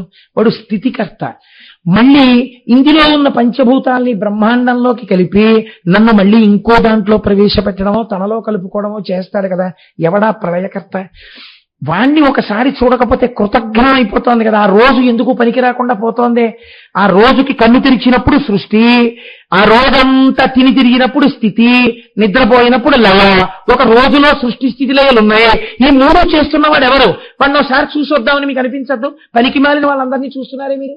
వీడిని చూసొద్దామని మీకు ఆర్తి కలిగితే మీరు గుళ్ళోకి వెళ్ళాలి. వాడు అక్కడే ఉంటాడు, ఇంకెక్కడా ఉంటాడు. వాడు రైతు బజార్లో కనపడ్డాడు, వాడు మీకు ఆలయంలోనే కనపడతాడు. నా మాటలో అయితే నేను శివపురాణం చెప్తున్నాను, శివాలయం అయినా విష్ణువాలయం అయినా కనపడతాడు. మీకు శ్రీమన్నారాయణుడుగానైనా వాడే, శివుడిగానైనా వాడే. నేను ఆ భేదం పాటించలేను, ఎందుకంటే నేను శంకరాచార్యులు వారిని నమ్మి ఉన్నాను కాబట్టి నేను అలాంటి భేదం నేను చెప్పలేను. ఏ దేవాలయానికి వెళ్ళినా వాడే ఆ రూపంలో ఉన్నాడు. కాబట్టి ఇప్పుడు అటువంటి స్వరూపాన్ని మీరు చూస్తే మీకు ఎవరు సృష్టికర్తయో స్థితికర్తయో ప్రళయకర్తయో తెలుస్తోంది. అదే ఒక గుర్తుగా చూసినప్పుడు లింగమయి కనపడుతోంది. ఇప్పుడు ఈ లింగము రూపమున్నదా రూపము లేనిదా? రూపమున్నది రూపము లేనిది. కాళ్ళు చేతులలో కళ్ళు ముక్కులు, కాబట్టి ఇది రూపమున్నది కాదు. రూపం లేదా? మీ కంటికి కనపడుతోంది, ఏదో కనపడుతోంది కాబట్టి రూపమున్నది. కాబట్టి దీన్ని అరూపరూపి. అలాంటి దాని యందు మనస్సు నిలబెట్టి ఉపాసన చేస్తున్నాడు కాబట్టి కరచరణాదులతో ఉన్న మూర్తి ఉపాసన కన్నా లింగోపాసన ఒక మెట్టు పైన ఉంటుంది ఉపాసనలో. దీని నుంచి దానికి ఎదుగుతారు, ఎదిగి లింగోపాసనం వైపు కెడతారు. అందుకే మహాభారతంలో దీని మీద కొన్ని ఘట్టాలున్నాయి. లింగోపాసన చేసినటువంటి వాణ్ణి కరచరణాదులతో కూడిన వాడి ఉపాసన భంగపరచలేదు. ఒక మెట్టు పైన ఉంటాడు, అంతే కదండి. ఓ బిఏ చదువుకున్నవాడి కన్నా ఓ ఎంఏ చదువుకున్నవాడు ఎక్కువ ఉంటాడు. అయితే శాస్త్ర ప్రయోజనం ఏమిటంటే అందరూ అలా పెరగాలనే, అంతేకాని ఎవరిని ఎక్కడా ఉండిపోమ్మనో దానిలో దోషాలు పట్టమనో విమర్శలు చేసుకోమనో శాస్త్రం చెప్పట్లేదు. కనుక ఇప్పుడు అది లింగము, ఆ లింగ రూపాన్ని దర్శిస్తున్నారు. ఈ లింగమే సాకారం అవుతుంది. ఇప్పుడు ఈ లింగము సాకారం అయిందనుకోండి, పార్వతీ పరమేశ్వరులుగా కనపడతారు. ఇక్కడ మీరు ఒక విషయాన్ని చాలా జాగ్రత్తగా మనస్సులో పట్టుకుని వినండి. రేపటి రోజున మీకు ఒక అపురూపమైనటువంటి మూర్తిని ఇస్తారు పూజ చేసుకునేటప్పుడు. ఆ మూర్తి ఎలా ఉంటుందో తెలుసా అండి? పంచసామ్యములు కలిగినటువంటి మూర్తిగా ఉంటుంది. పంచసామ్యములు కలిగినటువంటి మూర్తి అంటే ఒక మంచం ఒకటి వేసి ఉంటుంది. ఆ మంచానికి ఆగ్నేయమునందు చతుర్ముఖ బ్రహ్మగారు కోడలో ఉంటారు. అదే మంచానికి నైరుతి దిశయందు శ్రీ మహావిష్ణువు ఒక కోడుగా ఉంటారు. వాయవ్య దిశయందు రుద్రుడు కోడుగా ఉంటాడు. ఈశాన్య దిక్కునందు మహేశ్వరుడు కోడుగా ఉంటాడు. ఇలా తల కనపడుతూ పర్యంకంగా అంటే పైన ఉండేటటువంటి బెడ్గా సదాశివుడు ఉంటాడు. దాని మీద ఇద్దరు కూర్చుని ఉంటారు. ఇద్దరు ఎర్రగా ఉంటారు. ఇద్దరికీ 4 చేతులే ఉంటాయి. ఇద్దరి మొహాలు గుండ్రంగా ఉంటాయి. ఇద్దరు ఒకే ఆయుధాలు పట్టుకుంటారు. ఇద్దరి పేర్లు ఒక్కలా ఉంటాయి. ఈయన శివ అయితే ఆవిడ శివా, ఈయన హంస ఆవిడ హంసి, ఈయన భైరవ ఆవిడ భైరవి, ఆయన సమయ ఆవిడ సమయి. ఇద్దరి యందు ఏ తేడా ఉండదు.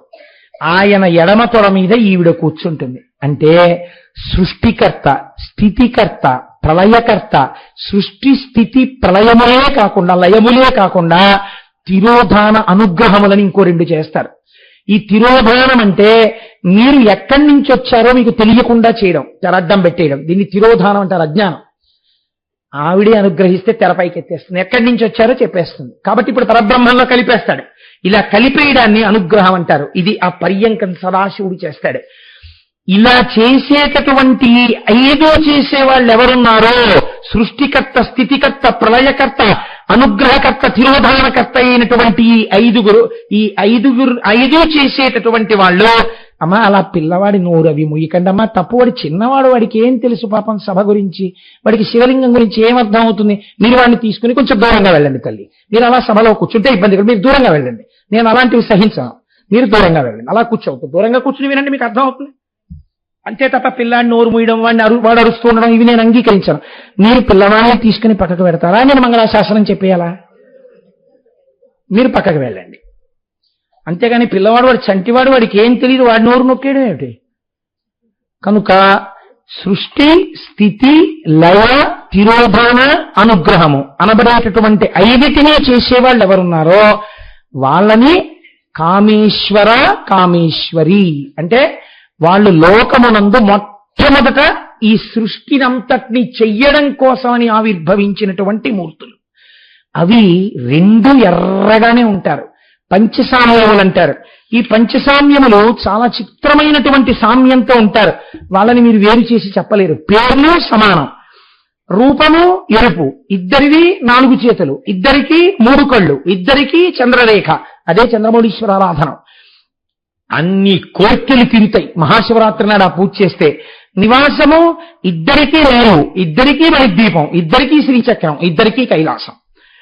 ఇద్దరు చేసే పనులు పంచకృత్యాలు, సృష్టి, స్థితి, లయము, తిరోధానము, అనుగ్రహము. ఇద్దరి ఆశీర్వచనము ఒక్కటే. అందరూ చిట్ట చివరికి ఈశ్వరుల్లోకి చేరాలి. అందరు బిడ్డలు సంతోషంగా ఇహమునందు ఉండాలి. ఇది ఇద్దరి యొక్క ఆశీర్వచనం. ఇద్దరి యొక్క ఈ సమాన లక్షణాలని పంచసామ్యములని పిలుస్తారు. ఈ పంచసామ్యములు కలిగినటువంటి మూర్తులను కామేశ్వర, కామేశ్వరి అని పిలుస్తాం. ఈ మహాకామేశ్వర, కామేశ్వరి మూర్తులనే చాలా అరుదుగా దొరుకుతుంది. ఈ మూర్తులనే రేపు మీకు పూజకిస్తారు.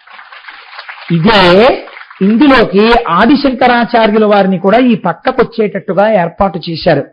కాబట్టి రేపటి రోజున ఈ మూర్తి మీద ఒక్క పువ్వు పడితే సృష్టి, స్థితి, లయ, తిరోధాన, అనుగ్రహములు జరిగి చేసేటటువంటి దేవతల మీద, మహాకామేశ్వర, కామేశ్వరీల మీద, జగద్గురువులైన శంకర భగవత్పాదుల పాదాల మీద ఆ పువ్వులు పడిపోయినట్టు. కాబట్టి మహాశివరాత్రి ధన్యమైపోలా. నేను అబద్ధాలు చెప్పి ఊరించలేదు. ఎంత మీకు గొప్పదైన మూర్తో చూడండి. శివలింగాన్ని అందరూ ఉపాసన చేయలేరు. ఈ మూర్తిని మీరు ఇంట్లో పెట్టుకుని ఉపాసన చేయవచ్చు, నమస్కరించవచ్చు. అంత గొప్ప మూర్తి. మీ అందరికీ రేపటి రోజు పూజలో ఈ మూర్తిని ఇచ్చి పూజ చేయిస్తారు.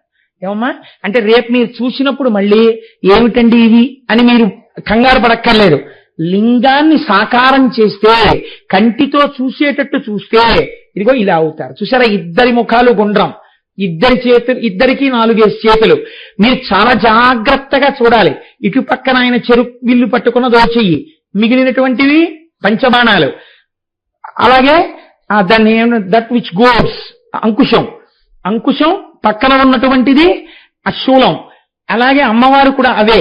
ఆయన ఎడమ తొడ మీద పర్యంకం, సదాశివుడు, బ్రహ్మ, విష్ణు, మహేశ్వరులు, రుద్రుడు, ఇవి పక్కన శంకర భగవత్పాదులు.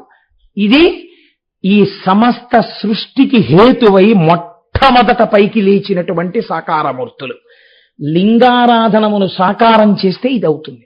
ఇటువంటి సాకారమూర్తినే మీ అందరూ రేపు ఉదయం చక్కగా కూర్చుని నామాలు చెప్తూ, ఏమా రేపు మీరు చూద్దురుగాని తల్లి మీ అందరికీ పూజలు ఇస్తాం. ఏమా మీరు చూసినప్పుడు ఆ శివలింగం ఎటువైపు చూస్తోంది అని నేను మిమ్మల్ని అడిగాను అనుకోండి, మీరు చెప్పగలగడం అనేటటువంటిది అంత తేలికైనటువంటి విషయమా? ఇప్పుడు నేను ఒక వెంకటేశ్వర స్వామి వారి దేవాలయంలోకి వెళ్ళాను అనుకోండి, వెంకటేశ్వరుడు ఇటు చూస్తున్నాడు అని అడిగాను అనుకోండి, నీ మోహం అది నీకు తెలియదా అంటారు. స్వామికి మనం ఒక పక్కకి నించున్నప్పుడు స్వామి ఎటున్నారో అటు చూస్తున్నారు అని చెప్తాం. తూర్పు ముఖంగా ఉన్నారనుకోండి, తూర్పు చూస్తున్నారంటాం. ఒక శివలింగం దగ్గరికి వెళ్ళి శివలింగం ఇటు చూస్తోంది అన్నాను అనుకోండి, ఇప్పుడు మీరు ముందు కూర్చుని చెంబుడు నీళ్లు పోస్తే ముందుకు చూస్తోంది, అటు పక్కకి చూస్తోందా అంటే అటు పక్కన కూర్చుని నీళ్లు పోస్తే అటు చూస్తోంది, అటు చూస్తోందా అంటే అటు చూస్తోంది, ఇటు చూస్తోందా అంటే ఇటు చూస్తోంది, పైకి చూస్తోందా అంటే పైకి చూస్తోంది. మరి పైన గోడుగా లేదండి, మరి అసలు ఎటు చూస్తున్నట్టు శివలింగం అంటే శాస్త్రం అంది, ప్రాచ్యాం తత్పురుషం విద్య అఘోరం దక్షిణాముఖం సద్యో జాతం ప్రతీచ్యాంతో వామదేవ మదన్ముఖం ఈశానమూర్ధవక్త్రం స్యా శంభో పంచముఖం క్రమం. ఒక్క శివలింగం మీద ఆచార్యముఖేనా అని మీ అందరి తరపున నీళ్లు పోస్తే ఎందుకంత శక్తి ఆవిర్భవిస్తుందో తెలుసా అండి? నేను మీకు ఒక యథార్థం చెప్తాను, నేను పరమ సత్యం చెప్తున్నాను. చంద్రశేఖర బ్రహ్మాచార్య స్వామి వారు చెప్పిన విషయం మీకు చెప్తున్నా. మీరు శివాలయం లోపల కూర్చుని శివలింగానికి అభిషేకం చేయడం కన్నా మీరు రుద్రాధ్యాయంతో వేరొకరు అర్చక స్వాములు అభిషేకం చేస్తూ ఉండగా బయట కూర్చుని కైమోడ్చి నమస్కరించి ఎక్కువ ప్రయోజనాన్ని పొందుతారు. ఇది పరమ సత్యం. అందుకే రేపు సాకారమూర్తికి మీరు పూజ చేస్తారు, శివలింగానికి వాళ్ళు అభిషేకం చేస్తారు. దాని వలన మీకు ఏమి ఇబ్బంది ఉండదు, ప్రయోజనం అధికం అవుతుంది. కనుక చూడండి, ఇప్పుడు ఈ శివలింగం తూర్పు వైపుకి ఉన్నటువంటి ముఖం అంటే శివలింగంలో తూర్పుకి చూస్తుంది కదండి కొంత, ఇలా చూస్తున్న దాన్ని తత్పురుష ముఖము అంటారు. ఇది వాయువుని అధిష్టానంగా ఉంటుంది. దీని వలన అజ్ఞానం కలుగుతుంది. అంటే ఏది తెలియబడాలో అది తెలియకుండా చేస్తుంది. దక్షిణానికి చూసేటటువంటి ముఖాన్ని అఘోర ముఖము అని పిలుస్తారు. ఇది అగ్నిహోత్రాన్ని శాసిస్తుంది. అది అగ్నిహోత్రంగా ఉంటుంది. అది లయం చేస్తుంది. ఈ లోకాలన్నింటినీ తనలోకి తీసుకునేటటువంటిది అగ్నిముఖం. ఇది జ్ఞానాన్ని కూడా ఇస్తుంది, మీ అజ్ఞానాన్ని దహించేస్తుంది. అలాగే పశ్చిమానికి ఒక ముఖం చూస్తుంది. ఇది సజ్జోజాత ముఖము అంటారు. ఇదే రేపు మీరు విందురుగాని పంచబ్రహ్మ మంత్రములని సజ్జోజాతం ప్రపద్యామి సజ్జోజాతాయ వై నమో నమః భవే భవేనాతి భవే భవ స్వమాన్ భవోద్భవాయ నమః అంటారు. ఆ పశ్చిమ ముఖం నుంచి నీళ్లు, పాలు, పసుపు నీళ్లు, విభూతి జలాలు, పళ్ళరసాలు కారిపోతుంటే అది తడిసినప్పుడల్లా మీకు అనుగ్రహం కలిగేస్తుంటుంది. కాబట్టి ఇప్పుడు అది భూ సంబంధంగా ఉంటుంది, అది సృష్టికి కారణం అవుతుంది. అందుకే మీరు చూడండి, లోకంలో రెండేనండి. ఏమండి పిల్లలు పుట్టలేదు, సుందరకాండ చదువుకోండి. ఏమండి పిల్లలు పుట్టలేదు, శివాభిషేకం చేసుకోండి. ఏమండి దుష్ట నక్షత్రంలో పిల్లాడు పుట్టాడు, సుందరకాండ పారాయణ చేసుకోండి. ఏమండి దుష్ట నక్షత్రంలో పిల్లాడు పుట్టాడు, అభిషేకం చేసుకోండి. ఏమంటే అపమృత్యు వస్తుందేమో అని భయంగా ఉంది, సుందరకాండ చదువుకోండి. ఏమండి భయంగా ఉంటుంది, శివాభిషేకం చేసుకోండి. ఏమండి పీడకలు వస్తున్నాయి, సుందరకాండ చదువుకోండి. ఏమండి పీడకలు వస్తున్నాయి, శివాభిషేకం చేసుకోండి. ఈ రెండే లోకంలో, ఇంకోటి లేదు. మూడోది కారణమేమి? ఈ రెండే హనుమ శివాంశ. మహానుభావుడు రామచంద్రమూర్తి గురించి అసలు చెప్పవలసిందే ఉంది, అంత జ్యోతిస్వరూపుడు ఆయన. కాబట్టి ఆ రెండే అంత గొప్పవి. కనుక చూడండి, ఉత్తరంగా చూసే ముఖాన్ని వామదేవ ముఖం అంటారు.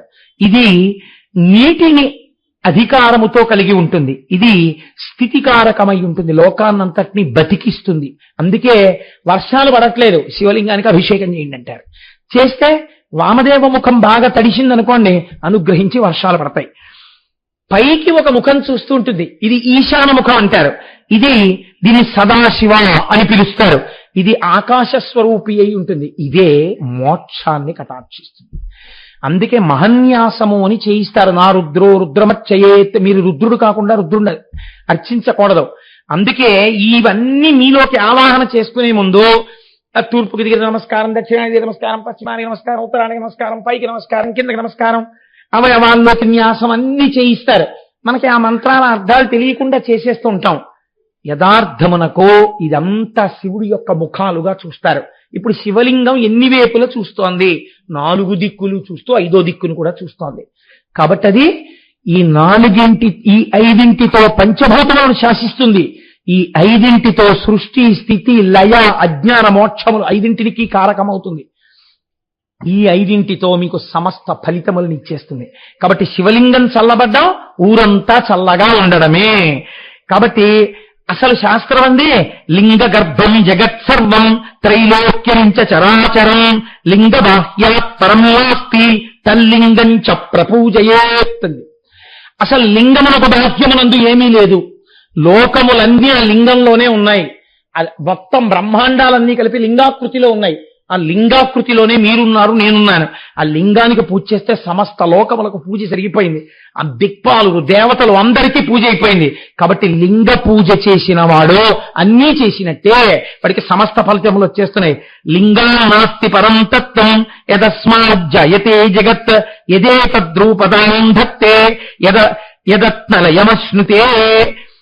ఆ లింగమునందే అది ఏ సమస్త తత్వమై ఉన్నది. దానిలోంచి లోకములు వస్తున్నాయి, దానిలోంచి లోకములు నిలబడుతున్నాయి, దానిలోకి లోకములు వెళ్ళిపోతున్నాయి. అది విశ్వేశ్వరుడై ఉన్నాడు, విశ్వనాథుడై ఉన్నాడు, విశ్వనాథ లింగమై ఉన్నది. మీరు చూడండి, సాధారణంగా మనం శివాలయంలోకి వెడతాం. శివాలయంలోకి వెళ్ళినప్పుడు 8 కనపడతాయి మీకు. అంటే లోపలికి వెళ్ళినప్పుడు శివలింగ దర్శనం ఒక్కటే చేస్తుంటారు. తెలియక శివలింగమునందు ఒక అపచార ధోరణి మనం చేస్తుంటాం. ఏమిటో తెలుసా అండి? శివాలయం గోడకు ఆనుకోవడం, దేవాలయాల్లోకి వచ్చి గోడలకి ఆనుకోవడం, దేవాలయాల్లో ఉన్న స్తంభానికి ఆనుకోవడం తెలియక, తెలిసితే పాపం చేయరనుకోండి.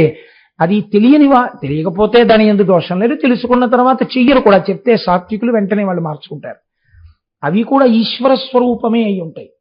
మీరు దేవాలయం గోడ దగ్గరికి వెళ్ళి ఇది శివాలయంలో లింగం ఏం కాదు కదండి అని చెప్పి ఆ గోడని కొట్టారనుకోండి, నిష్కారణంగా శివుణ్ణి కొట్టినట్టే లెక్కేస్తారు మిమ్మల్ని శాస్త్రంలో. ఎందుకో తెలుసా అండి?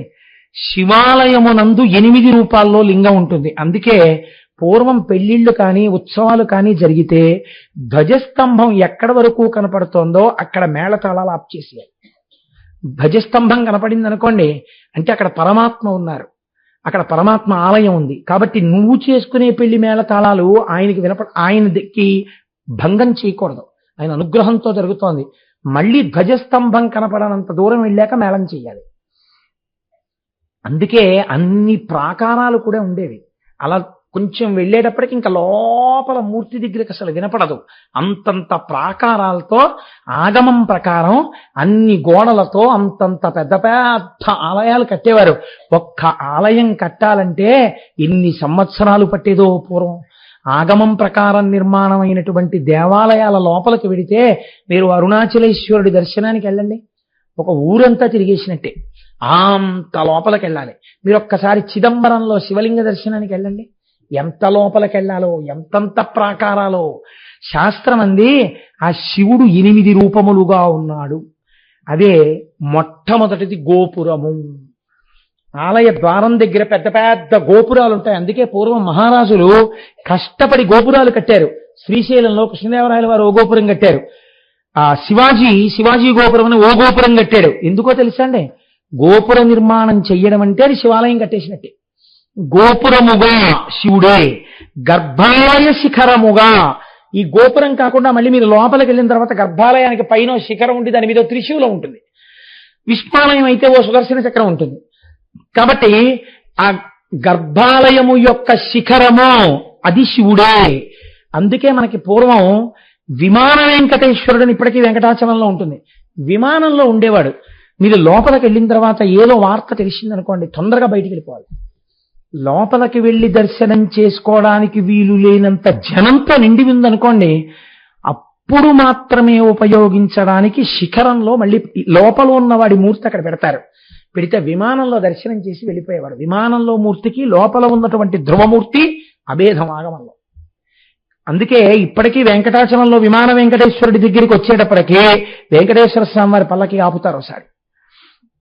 కనుక ఆ గర్భాలయ శిఖరం శివుడు, ధ్వజస్తంభం శివుడు, ప్రాకారం అంటే గోడ శివుడు, బలిపీఠం శివుడు. ఇప్పటికీ కొన్ని శివాలయాల్లో బలిపీఠానికి ధ్వజస్తంభ పీఠానికి అభిషేకం చేస్తారు తెలుసా అండి? అభిషేకం చేసి శివలింగానికి అభిషేకం చేస్తారు. బలిపీఠం తర్వాత మహాలింగం అని పిలుస్తారు. బాగా జ్ఞాపకం పెట్టుకోండి, లోపల ఉన్న శివలింగాన్ని మహాలింగం అంటారు. ఆ శివలింగం మీద ఇలా కొన్ని గీతల్లా ఉంటాయి. మీరు పెద్ద పెద్ద దేవాలయాలకు వెడితే ఇలా లింగాలు, ఇలా సారికలు ఉంటాయి. నేను భీమవరంలో ఉపన్యాసాలకు వెళ్తే ఒక దేవాలయానికి తీసుకెళ్లారు. శివలింగం అంటే ఎంత శక్తివంతంగా ఉంటుందంటే, రాజరాజ నరేంద్రుడు రాజమండ్రి నుంచి గుర్రం మీద వెళ్ళిపోతున్నాడు సైన్యంతో. ఒక పెద్ద పాము అడ్డొచ్చి ఆ గుర్రాలు ముందుకు వెళ్లకుండా వెనక్కి తరిగింది. రాజరాజ నరేంద్రుడు చీకటి పడిపోతోంది, పాము ఎందుకు ఇలా అడ్డొస్తోందని వెనక్కి తిరిగి వెళ్ళిపోయాడు రాజమండ్రి. మర్నాడు మళ్ళీ అదే ప్రాంతం దగ్గరికి వచ్చేటప్పటికి ఆ పాము పడగబట్టి నిలబడింది. ఈ పాము నాకేదో చెప్పబోతోందని, మహానుభావ సుబ్రహ్మణ్య నిన్ను నేను అనుసరించి వస్తాను, ఏం చూపించాలనుకుంటున్నావు అన్నాడు. ఆ పాము అలా పాకుతూ వెళ్ళింది. ఏ ఊరయ్యా సత్యనారాయణది? మైనస్ మార్కులు వేసేసానయా నీకు. కాబట్టి ఆ పాము పాకుతూ వెడితే ఆ తణుకు దాటగానే తేతలా కరెక్టనా? నీకు 100 మార్కులు వేసేసాను, కూర్చో. తేతలి దగ్గరికి వెళ్ళేసరికి ఆ పాము పాకుతూ వెడుతోంది. గుర్రం మీద రాజరాజ నరేంద్రుడు అనుసరించాడు. అది ఒక పెద్ద డొంకలాంటి దాని దగ్గరికి వెళ్ళి అదృశ్యమైపోయింది. అక్కడికి వెళ్ళి ఆకులు అవి తీశారు. తీస్తే స్వయంభూలింగం ఉంది అక్కడ. 2 నందులు ఒకే పీఠం మీద ఉన్నాయి. ఆయన గుడి కట్టాడు. మీరు చూస్తే ఆశ్చర్యపోతారండి. ఇంత శివలింగం మీరు వచ్చారు కదమ్మా. ఆ శివలింగం దాని మీద మచ్చలు ఉంటాయి, ఇలా సూత్రాల్లా ఉంటాయి. వాటిని ఏమంటారో తెలుసా అండి? శివలింగం మీద అలా ఉంటే గీతలు. చాలా మంది అడుగుతుంటారు, ఏమిటంటే ఆ గీతలు ఏమిటండి శివలింగం మీద అంటుంటారు. వాటిని బ్రహ్మసూత్రములు అని పిలుస్తారు. శివలింగం మీద గీతలు ఉంటాయి. అవి సాధారణంగా స్వయంభూలింగాల మీద ఉంటాయి. కొన్ని చాలా గొప్ప గొప్ప ప్రతిష్టలు జరిగిన చోట శివలింగాల మీద ఆ బ్రహ్మసూత్రాలు ఉంటాయి. కాబట్టి దాన్ని మూలలింగము అని పిలుస్తారు. శివాలయంలో ఉన్న లింగాన్ని మూలలింగ దర్శనం చేశారా అంటే మహాలింగ దర్శనం చేశారా అని అడగాలి. మూలలింగము, చండీశ్వరుడు ఒక లింగము. ఇవి కాకుండా అర్చక స్వామి ఒక లింగము. అందుకే నందికి శివుడికి మధ్యలోకి అర్చకుడు ఒక్కడు వెళ్ళవచ్చు. ఎందుకంటే లింగమే వెళ్ళినట్టు లెక్క. అర్చకుడితో కూడా గట్టిగా మాట్లాడకూడదు. అర్చకుడు ధూర్తుడైనా సరే మీరు అక్కడ ఏం దెబ్బలాడడం అవి చేయకూడదు, వచ్చేయాలంతే. అర్చకుడు కూడా శివస్వరూపం అని చెప్పింది శాస్త్రం. 8 రూపాలుగా శివలింగం ఉంటుంది. అయితే మీరు ఇక్కడ ఒక్క విషయాన్ని శివలింగం విషయంలో గమనించాలండి. ఆశ్చర్యం ఏమిటవుతుందంటే లింగంలో కొన్ని స్వయంభూలింగాలు తాము ఎందుకు ఆవిర్భవించాయో ఆ మచ్చలు తమ మీద పెట్టుకుంటాయి. అప్పుడు అవి ఏం చేస్తాయో తెలుసా అండి? ఆ క్షేత్రము యొక్క పేరు శివలింగానికి వచ్చేట్టుగా మార్చుకుంటాయి. ఇది చాలా చిత్రంగా ఉంటుందండి. అసలు ఆ శివలింగాలు, ఆ శివాలయాల యొక్క వ్యవస్థ మీకు నేను ఇలాంటి దాంట్లో ఒక ఉదాహరణ ఇవ్వగలను. మీరు చూడండి, శ్రీకాళహస్తి అనే ఒక క్షేత్రం. మీరు శ్రీకాళహస్తిలో అంతరాలయ దర్శనానికి వెడితే కర్పూర హారతితో చూపిస్తూ మీకు చూపిస్తారు. పైన మీరు జాగ్రత్తగా చూస్తే పడగలు కనపడతాయి, పైన పాము ఉంటుంది. కొంచెం మధ్యలోకి వచ్చిన తర్వాత చూస్తే ఏనుగు కనపడుతుంది. కింద పీఠం దగ్గర పెట్టి చూస్తే సాలెపురుగు కనపడుతుంది. ఆ మూడిటికి మోక్షం ఇచ్చినటువంటి ఆవిర్భావలింగం ఉంది కనుక ఆ శివలింగం మీద ఈ 3 మచ్చలు ఉంటాయి. అందుకే దాన్ని కాళహస్తీశ్వర లింగం అంటారు. కానీ మీరు మూలలింగం అని పిలవచ్చు, తప్పేం లేదు. లేదా మహాలింగం అని పిలవచ్చు. ఇప్పుడు 3 మచ్చలతో కాళహస్తీశ్వర లింగం అండి అంటారు. అలాగే తిరుపతికి దగ్గరలో గుడిమల్లాం అనే క్షేత్రం ఉంది. మీరు ఆ గుడిమల్లాం వెడితే అక్కడ ఒక గమ్మత్తు ఉంటుంది. చతుర్ముఖ బ్రహ్మగారు ఒకానొక సమయంలో శాపవశాత్తు చిత్రసేనుడు అనబడేటటువంటి ఒక గంధర్వుడిగా జన్మించాడు. బ్రహ్మగారు శివలింగము యొక్క ప్రారంభమునందు ఆదియందు ఉంటారు. ఇంకొంచెం పైకి చూస్తే మధ్యలోకి వెళ్ళేటప్పటికీ శ్రీ మహావిష్ణువు పరశురాముడిగా ఉంటాడు. అక్కడ పరశురామ ప్రతిష్ఠా లింగం. పైన చూస్తే శివుడు ఉంటాడు. కాబట్టి ఇప్పుడు ఆ లింగాన్ని గుడిమల్లాల్లో లింగం ఇది పరశురామ లింగం అని, బ్రహ్మలింగం అని దాన్ని పేర్లు పెట్టి పిలుస్తుంటారు. ఆశ్చర్యం ఏమిటో తెలుసా అండి? గుడిమల్లాం శివలింగం దగ్గర అభిషేకం జరిగే చోట మీరు వెళ్ళి అడిగితే చూపిస్తారు. పక్కన ఒక చిన్న గుండం లాంటిది ఉంటుంది, ఉండి దాని మీద మూత పెట్టేసి ఉంటుంది. ఎక్కడ నుంచి వస్తుందో తెలియదు. ఊళ్ళో ఎక్కడ నీటి చుక్క ఉండదు. ఇప్పటికీ అక్కడ స్థానికులు, నేను ఆ దర్శనం చేసుకోవడానికి వెళ్ళడానికి ఒక 2 నెలల ముందే జరిగింది. అది గంగా నది భూమి లోపల నుంచి వచ్చి ఆ కింద ఉన్నటువంటి బిలంలోంచి పైకి తన్నేస్తుంది. తన్నినప్పుడు ఎంత ఎత్తు తన్నుతుందో తెలుసా అండి? ఈ ధార ఇంత లావున బిలంలోంచి పైకి లేచే శివలింగాన్ని అభిషేకం చేస్తుంది. అలా ఎన్నాళ్ళు చేస్తుంది? 9 రోజులు చేయొచ్చు, 10 రోజులు చేయొచ్చు, 15 రోజులు చేయొచ్చు, నెలలాళ్ళు చేయొచ్చు. ఆ ఊరంతా నీటితో నిండిపోతుంది. నిండిపోయిన తర్వాత కొన్నాళ్ళకి గర్భాలయంలోనూ ఆలయంలో నిండిపోయిన అభిషేక జలాలన్నీ మళ్ళీ ఆ గుండమే తీసేసుకుంటారు, మళ్ళీ వెళ్ళిపోతాయి. అలా వెళ్ళిపోయిన తర్వాత మీరు మూతెత్తి చూస్తే ఏమీ ఉండదు, ఖాళీ. ఇన్ని నీళ్లు ఎలా వస్తాయో, ఎలా జరుగుతుందో అభిషేకం ఇప్పటికి ఎవరికీ తెలియదు. మీరు కావాలంటే కోటేశ్వరరావు అబద్ధం చెప్పారనుకుంటే గుడిమల్లాం వెళ్ళి అడగండి. ఆర్కియలాజికల్ డిపార్ట్మెంట్ వాళ్ళని మీరు అడిగితే తీసుకెళ్లి చూపిస్తారు. కాబట్టి గుడిమల్లాంలో ఉండేటటువంటి లింగానికి అటువంటి పేరు. అలాగే వెంకటాచలం కొండ కింద కపిల తీర్థము అని ఒక తీర్థం. అక్కడ ఉండే శివలింగం తేనె రంగులో ఉంటుంది, భలే గమ్మత్తుగా ఉంటుంది. దాని మీద మీరు జాగ్రత్తగా చూస్తే ఆవు పాదాలు ఉంటాయి. మా వర్ధస్య, ఇంకా పెరగవద్దు అని పాతాళంలో కపిల మహర్షి పూజ చేస్తున్న శివలింగం భూమిని భేదించుకుని పైకొస్తే కామధేనువు తన పాలధారలతో అభిషేకం చేసి గెట్ట తీసి ఆయన మీద పెట్టి అడిగింది, మా వర్ధస్య, ఇక పెరగకు అని అడిగింది. ఆ పాదము కనపడుతుంటుంది, కపిల మహర్షి చేత పూజ చేయబడింది కాబట్టి దాన్ని కపిలలింగము అని పిలుస్తారు. కాబట్టి శివాలయంలో లింగము ఒకటే, మీరు పిలిచినప్పుడు మూలలింగం అని పిలుస్తారు. స్థూలలింగం ఆలయ గోపురం, భద్రలింగం బలిపీఠం, సూక్ష్మలింగం లోపల ఉన్న మహాలింగం. శైవాగమం ప్రకారం శివాలయం ఎలా ఉండాలో అలాగే ఉండాలి. శివాలయంలో దేవతామూర్తుల స్థానములు మారడానికి మాత్రం వీల్లేదు. అది ఎంత పెద్ద శివాలయం అవనివ్వండి. నైరుతిలో విఘ్నేశ్వరుడు ఉండాలి, పడమట సుబ్రహ్మణ్యుడు ఉండాలి, ఉత్తరమునందు చండీశ్వరుడు ఉండాలి, దక్షిణమునందు దక్షిణామూర్తి ఉండాలి, ఆగ్నేయమునందు సోమస్కందుడు ఉండాలి, ఈశాన్యమునందు నటరాజు కానీ భైరవమూర్తి కానీ ఉండాలి. చిత్రం ఏమిటంటే ఈ సోమస్కందుడు మీకు తిరుపతి శ్రీకాళహస్తి వరకు కనపడుతుంది. రాజరాజ చోళుడు పరిపాలిస్తున్న కాలంలో శంకరుడు ఏకకాలమునందు అందర్రాజుల కల్లోకి వచ్చాడు. ఈ రాజ్యములు వృద్ధిలోకి రావడం కోసం నన్ను సోమస్కందుడిగా ఆరాధన చేయమని అడిగాడు ఆయన.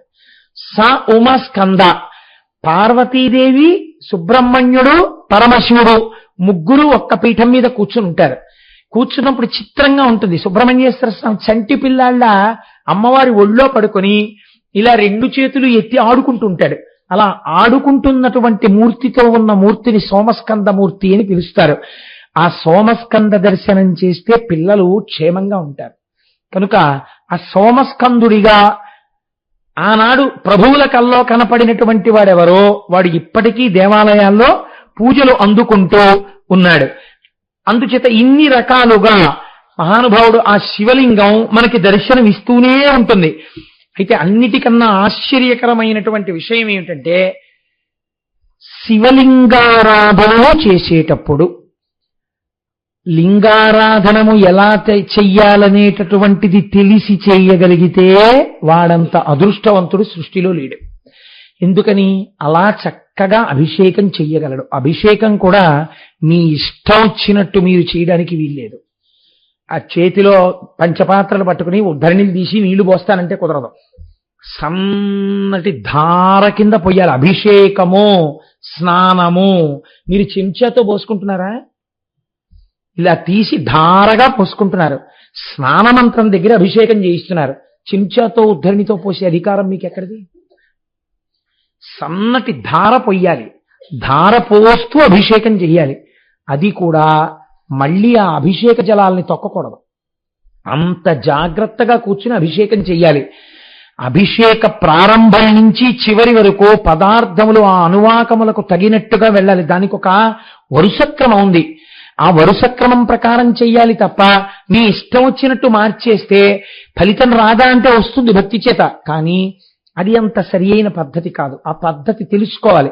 నేను అనేక సార్లు ఈ పద్ధతిలో శివాభిషేకాలు చేయించినటువంటి సంఘటనలు ఉన్నాయి. పూర్వం కొంచెం ఖాళీ ఎక్కువ ఉండేది కాబట్టి మా శైవారాధ్య పీఠంలో ఇలాంటి అభిషేకాలు చాలా మాటలు చేశాం. ఇప్పుడు వ్యాపకాలు ఎక్కువైపోయి ఆ ప్రక్రియ తగ్గించామనుకోండి. కాబట్టి శివాభిషేకం చేయడం అనేటటువంటిది ఎప్పుడు సాధ్యమైనంత వరకు గురుముఖత ఆచార్యముఖేనా చేయడమే చాలా మంచిది. మీ అంతటా మీరు చేసుకుందామన్న ఉబలాటం నేనైతే ఏం చెప్తానంటే శివలింగము విషయంలో పెట్టుకోకండి అనే సలహా ఇస్తా. ఎందుచేతనంటే మీకు పూర్తిగా తెలియదు. అక్కడికి వెళ్ళి ప్యాంట్ వేసుకుని ప్యాంటు మీద బెల్ట్తో మీరు శివాలయంలో అంతరాలయంలోకి వెడితే తర్వాత తెలుస్తుంది దాని ఫలితం ఏంటో. బెల్ట్ పెట్టుకుని లోపలికి వెళ్ళకూడదు. తోలు బెల్ట్ ఉండకూడదు శరీరానికి. తోలు బెల్ట్ పెట్టుకుని చొక్కా ఇప్పేశాను కదా అని గుళ్ళోకి వెళ్ళిపోవడం, అభిషేకాలు చేయడం చేయరాదు. పోల మీద ఫీజు నువ్వు వేసుకుంటున్నావా? ఇంకా ఫీజు నువ్వు వేసుకో. చెయ్యొద్దన్న పని ఎందుకు చేస్తావు? నీ చంటి పిల్లతో కూరగాయలు కత్తిపీట ఇచ్చి తరిగిస్తావా?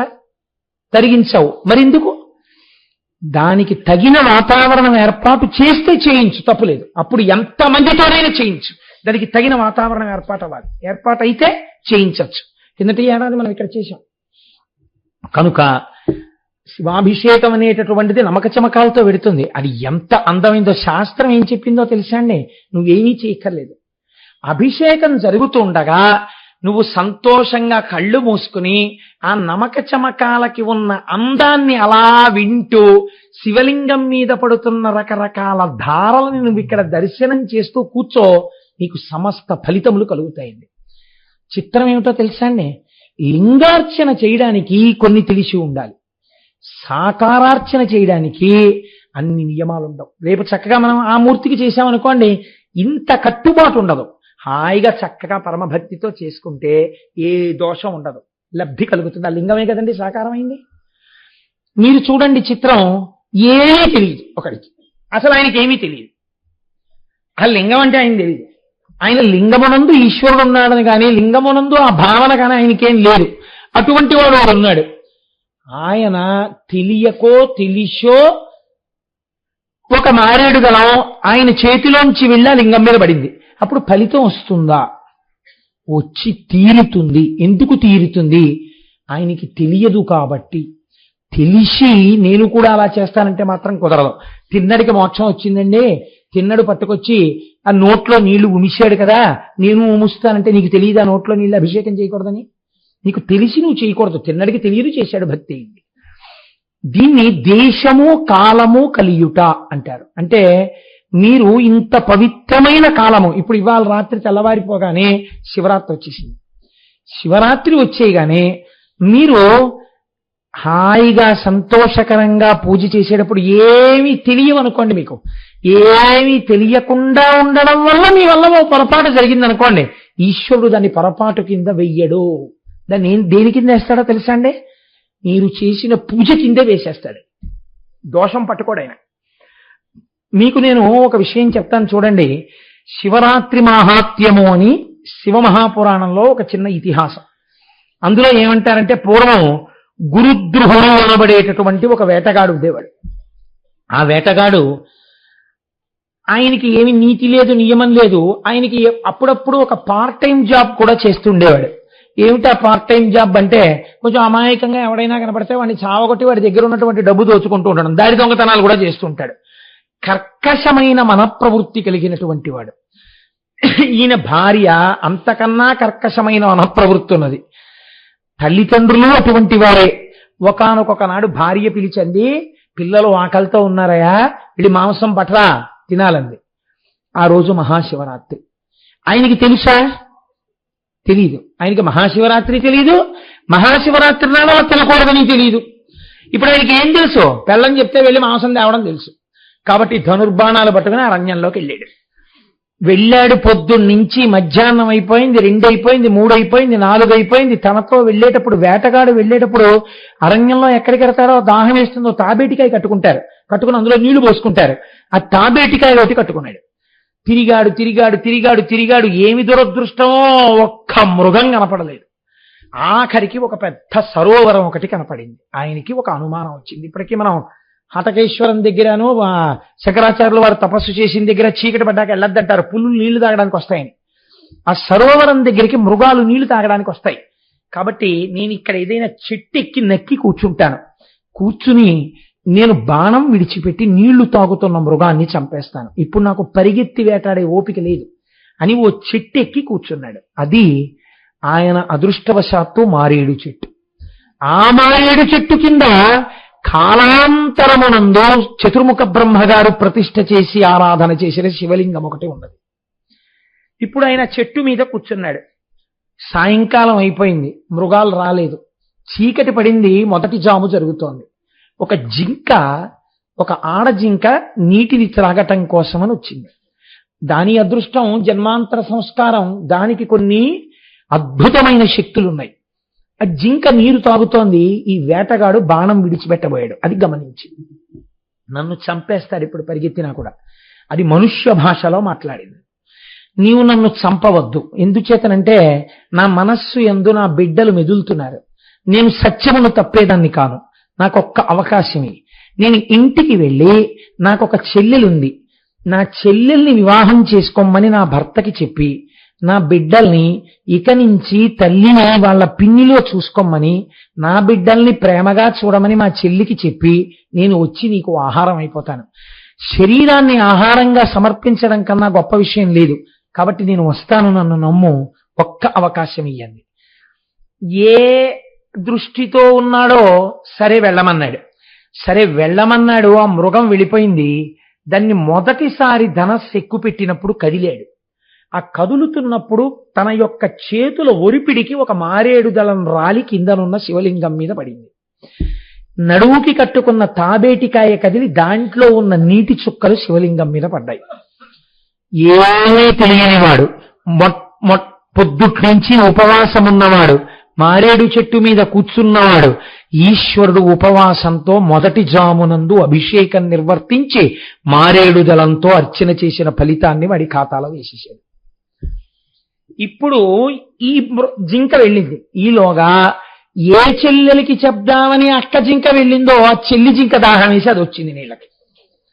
ఈ చెల్లి జింక నీళ్లు తాగుతోంది. రెండవ జామైంది. మళ్లీ ఎక్కువ పెట్టాడు, మళ్లీ కదిలాడు. ఇంకొక 2-3 దళాలు పడ్డాయి. ఇంకొకసారి తాబేటికాయ కదిలి నీళ్లు శివలింగం మీద పడ్డాయి. ఈశ్వరుడు రెండవ జామునందు అభిషేక ఫలితాన్ని, రెండవ జామునందు మారేడు దళాలతో అర్చన ఫలితాన్ని వేసేశాడు. ఇప్పుడు ఈ జింక కూడా దాని చెల్లెలే కదండి మరి. ఇదండి, అయ్యయ్యో నన్ను చంపేస్తున్నావా, చంపకు చంపకు, మా అక్క బిడ్డలు ఉన్నారు, మా అక్క బిడ్డలంటే నాకెంతో ప్రీతి, మా అక్క బావగారు నాకు సంబంధాలు చూస్తున్నారు, ఆ బిడ్డలు నన్ను పిన్నమ్మ అని ఎంతో ప్రేమిస్తారు. నేను ఒక్కసారి వెళ్ళి ఆ పిల్లల దగ్గర అనుమతి తీసుకుని నేను చెప్పకుండా ఎటు వెళ్ళిపోయానో అని ఆక్రోశించకుండా మా అక్క బావ వాళ్ళకి చెప్పేసి అనుమతి తీసుకొచ్చి నీకు ఆహారం అయిపోతాను, నన్ను నమ్ము, నేను సత్యపథం తప్పనంది. ఆయన తెల్లబోయాడు. ఇవిడ్రై జింకలు వరుసగా ఇలా మాట్లాడుతున్నాయి, సరే వెళ్ళు అన్నాడు. ఏమైతే అయింది, ఎలాగో చీకటి పడిపోయింది కదా. ఇప్పుడు ఈ మృగం దొరికినా నేను ఈ మృగం పట్టుకుని ఇంటికి వెళ్ళలేను చీకట్లో. ఎందుకని, ఈ మృగం పట్టుకెళ్తుంటూ ఏ పూలు వస్తుందో. నేను ఎలాగో ఇవాళ రాత్రి చెట్టు మీదే కూర్చోవాలి, చూద్దాం ఏం చేస్తుందో జింక. కూర్చున్నాడు. ఈ చెల్లి జింక వెళ్లే లోపల బావ జింక వచ్చింది నీళ్లు తాగడానికి. ఇప్పుడు 3వ జామైంది. 3వ జాములో మళ్లీ ఈ జింకను చూసి ధనస్సు ఎక్కువ పెట్టి మళ్లీ కదిలాడు. మళ్లీ 4 మారేడు దళాలు పడ్డాయి. పరగడుపున ఏమీ తినలేదు కాబట్టి దాహం లేదు. తాబేటికాయ నిండా ఉన్న నీళ్లు మళ్లీ కదిలి మళ్లీ శివలింగం మీద నీళ్లు పడ్డాయి.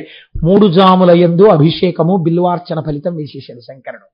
అదండి శంకరుడి యొక్క అనుగ్రహం అంటే. పడిపోయింది. ఇప్పుడు మగజింకొచ్చింది. ఈయనన్నాడు మళ్ళీ నిన్ను చంపుతున్నాను, ఎక్కువ పెట్టాడు. ఆవిడంది అప్పటికి ఇంకా కలుసుకోలేదుగా, భార్యని మరదల్ని ఈయన కలవలేదు. అయ్యయ్యో, నాకు ఒక భార్య, బిడ్డలు, ఒక మరదలు ఉన్నారు, వాళ్ళు నన్ను చాలా ప్రేమిస్తూ ఉంటారు, నేను కనపడకపోతే వాళ్ళు బెంగ పెట్టుకు తిరుగుతారు, ఒక్క మాట చెప్పి వచ్చేస్తాను, నీకు ఆహారం అయిపోతాను, నేను సత్యం తప్పను. అబ్బో, 3వది మాట్లాడే జింకి, ఇది ఏదో చూడవలసిందే, ఎలాగో దిగను కదా, తెల్లవారాలి కదా, చూద్దాం, సరే అయితే నువ్వు రా, నువ్వు ఇంటికి వెళ్ళి చెప్పిరా అన్నాడు. ఈ 3 కలుసుకున్నాయి పిల్లల దగ్గర. కలుసుకుని మొట్టమొదట తల్లి జింక చెప్పింది, నేను ఇలా ఆహారం అయిపోతున్నాను, వెళ్ళిపోతున్నాను. భర్త జింకంది, నేను అదే మాట చెప్పాను, తల్లి లేకపోతే పిల్లల్ని తండ్రి పెంచలేడు, అందుకని నువ్వు ఉండు, నేను ఆహారంగా వెళ్ళిపోతున్నానంది. బిడ్డల్ని పోషించగలనేమో కానీ భర్త లేకుండా వైధవ్యంతోనే బతకలేను, మీరే ఉండండి, నేను వెళ్ళిపోతున్నానని ఈ జింకంది. పార్వతీ పరమేశ్వరులు లాంటి వారు మీరు వెళ్ళిపోవడం ఎందుకు, నాకు ఎలాగో పెళ్లి అవ్వలేదు, పిల్లలు లేరు, మీ పిల్లల్నే కదా ఇంత ప్రేమగా చూశాను, నేను వెళ్ళిపోతున్నానని మరదల జింకంది. పిన్నమ్మ వెళ్ళిపోతే మేము ఉండలేము, అయ్యో అని పిల్లలు ఇచ్చారు, వీళ్ళు ఇచ్చారు. నేను వెళ్ళిపోతానంటే నేను వెళ్ళిపోతాననే లోపల సూర్యోదయం అయిపోతుంది. మాట తప్పకూడదని మొట్టమొదట ఈ ఆడజింక పరిగెత్తింది. కాదు కాదు, నేను మాట ఇచ్చానని మగజింక పరిగెత్తింది. నేను మాట ఇచ్చానని మరదల జింక పరిగెత్తింది. అయ్యో, వాళ్ళు 3 వెళ్ళిపోతున్నారని పిల్ల జింకలు పరిగెత్తాయి. అన్ని పరిగెత్తి వేటగాడి ముందు నించుని, మేము అడిగినటువంటి పని అయిపోయింది, మేము మా అమ్మని నాన్నని విడిచిపెట్టి ఉండలేం, కాబట్టి నువ్వు ఒక్క పుణ్యం చెయ్యి, వాటితో పాటు మా మీద కూడా బాణాలేసి కొట్టి, అందరం చచ్చిపోతాం, అందరినీ తీసుకెళ్లి నువ్వు తోలు ఒలిచేసుకుని మాంసం తినేసి, తప్ప ఒకరిని కొట్టి ఒకరిని వదలద్దు. వాళ్ళు 3 మాట ఇచ్చారు, మమ్మల్ని ఆహారంగా తీసుకోమని నిలబడ్డాయి. వేటగాడు బొట్ట బొట్ట బొట్ట బొట్ట కన్నీళ్లు కార్చి, ఇన్నాళ్ళు మృగాల్ని చంపాను, ఇంత ప్రేమ, ఇంత ఆప్యాయత వాటికి కూడా ఉంటాయని నాకు తెలియలేదు. ఎంత పాపాత్ముణ్ణి నేను అని గబగబ గబగబా మారేడు చెట్టు దిగాడు. ఇంత పశ్చాత్తాపంతో ఏడిచేసి ఇన్ని మృగాలు కొట్టానో నా పాపం ఎవడు తీస్తాడని ఏడ్చాడు. ఆ శివలింగంలోంచి పరమేశ్వరుడు ఆవిర్భవించాడు. నీ పాపాలు కడిగేశాను 3 జాముల యందు నీకు తెలియకుండా చేసిన అభిషేకానికి. ఇది మహాశివరాత్రి, నీకు తెలియదు, తెలిసో తెలియకో నీ పూజని తీసుకున్నాను. చూడండి, అజ్ఞానము చేత ఏమీ తెలియకుండా చేసినా ఈశ్వరుడు స్వీకరించాడు. అదే తిన్నది స్వీకరించాడు. చక్కగా మనం తెలుసున్నంతలో చెయ్యాలి అందంగా. అది ఎప్పుడూ పూజకి లక్షణం. కాబట్టి నీకు నేను నావాడిగా స్వీకరిస్తున్నానని ఈశ్వరుడు స్వీకరించాడు.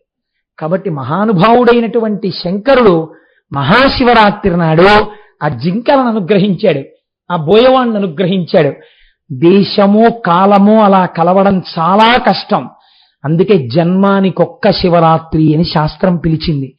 ఆనాడు వేకువజామున చక్కగా తలస్నానం చేసొచ్చి కూర్చుని ఆ సాకారమూర్తులకి, ఈశ్వర మీరు కదా సృష్టికర్త, మీరు కదా స్థితికర్త, మీరు కదా ప్రళయకర్త అని ఇన్ని తెల్ల బియ్యం అక్షతలు ఒక్కొక్క గింజ వేస్తూ నామం చెప్తూ అక్కడ అభిషేకం జరుగుతుంటే ఆ రుద్రాధ్యాయం వింటూ పొంగి పరవశించిపోయి ఆ నైవేద్యం ఎంత పెట్టాలి అంతా నిండిపోయిన పరమాత్మకి ఇంత కిస్మిస్ పళ్ళు కళ్ళకద్దుకుని మీరు నోట్లో వేసుకుని మీ పిల్లలకిస్తే 1000 మంది దంపతులు పూజ చేస్తుంటే మంత్రము వ్యాఖ్యానము తప్ప వేరొకటి వినపడకుండా 1000 మంది మహాశివరాత్రి నాడు పూజ చేస్తుంటే అన్ని గుళ్ళో కంగాళీగా ఉంటే అయ్యప్ప స్వామి గుడిలో 2000 మంది శివార్చన చేస్తున్నప్పుడు మాట వినపడకుండా జరిగితే పార్వతీ పరమేశ్వరులు ఇన్ని వేల మూర్తులలో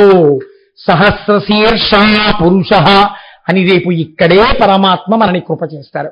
కనుక రేపు తెల్లవారుజామున మనందరం చక్కగా అటువంటి పూజ చేసుకుని మనందరం తరిద్దాం. మీరందరూ క్రమశిక్షణ పాటించండి చాలు. టోకెన్స్ తెచ్చుకోవడం మర్చిపోకండి. ఆ టోకెన్ తెచ్చుకున్న వాళ్ళని లోపల పూజకి ప్రవేశపెడతారు. ఒక్క విషయం చెప్తున్నాను, రేపు పూజలో కూర్చున్న వాళ్ళకే కాకుండా పూజ చూసిన వాళ్ళకి అంతే ఫలితం కదండి. కర్త కారయిత చైవ ప్రేక్షక అనుమోదక. టోకెన్ దొరకలేదని బెంగ పెట్టుకోకుండా ఎంత ఇవ్వగలవో అంత ఇచ్చేశాం. మహానుభావుడు నా మాట కట్టుబడిపోయాన్ని ఇచ్చారు. చక్కగా లేని వాళ్ళు తోసుకోకుండా కూర్చుని హాయిగా వినే ప్రయత్నం చేయండి, చూసే ప్రయత్నం చేయండి. మీ తొందర ఏమిటో నాకు తెలుసు.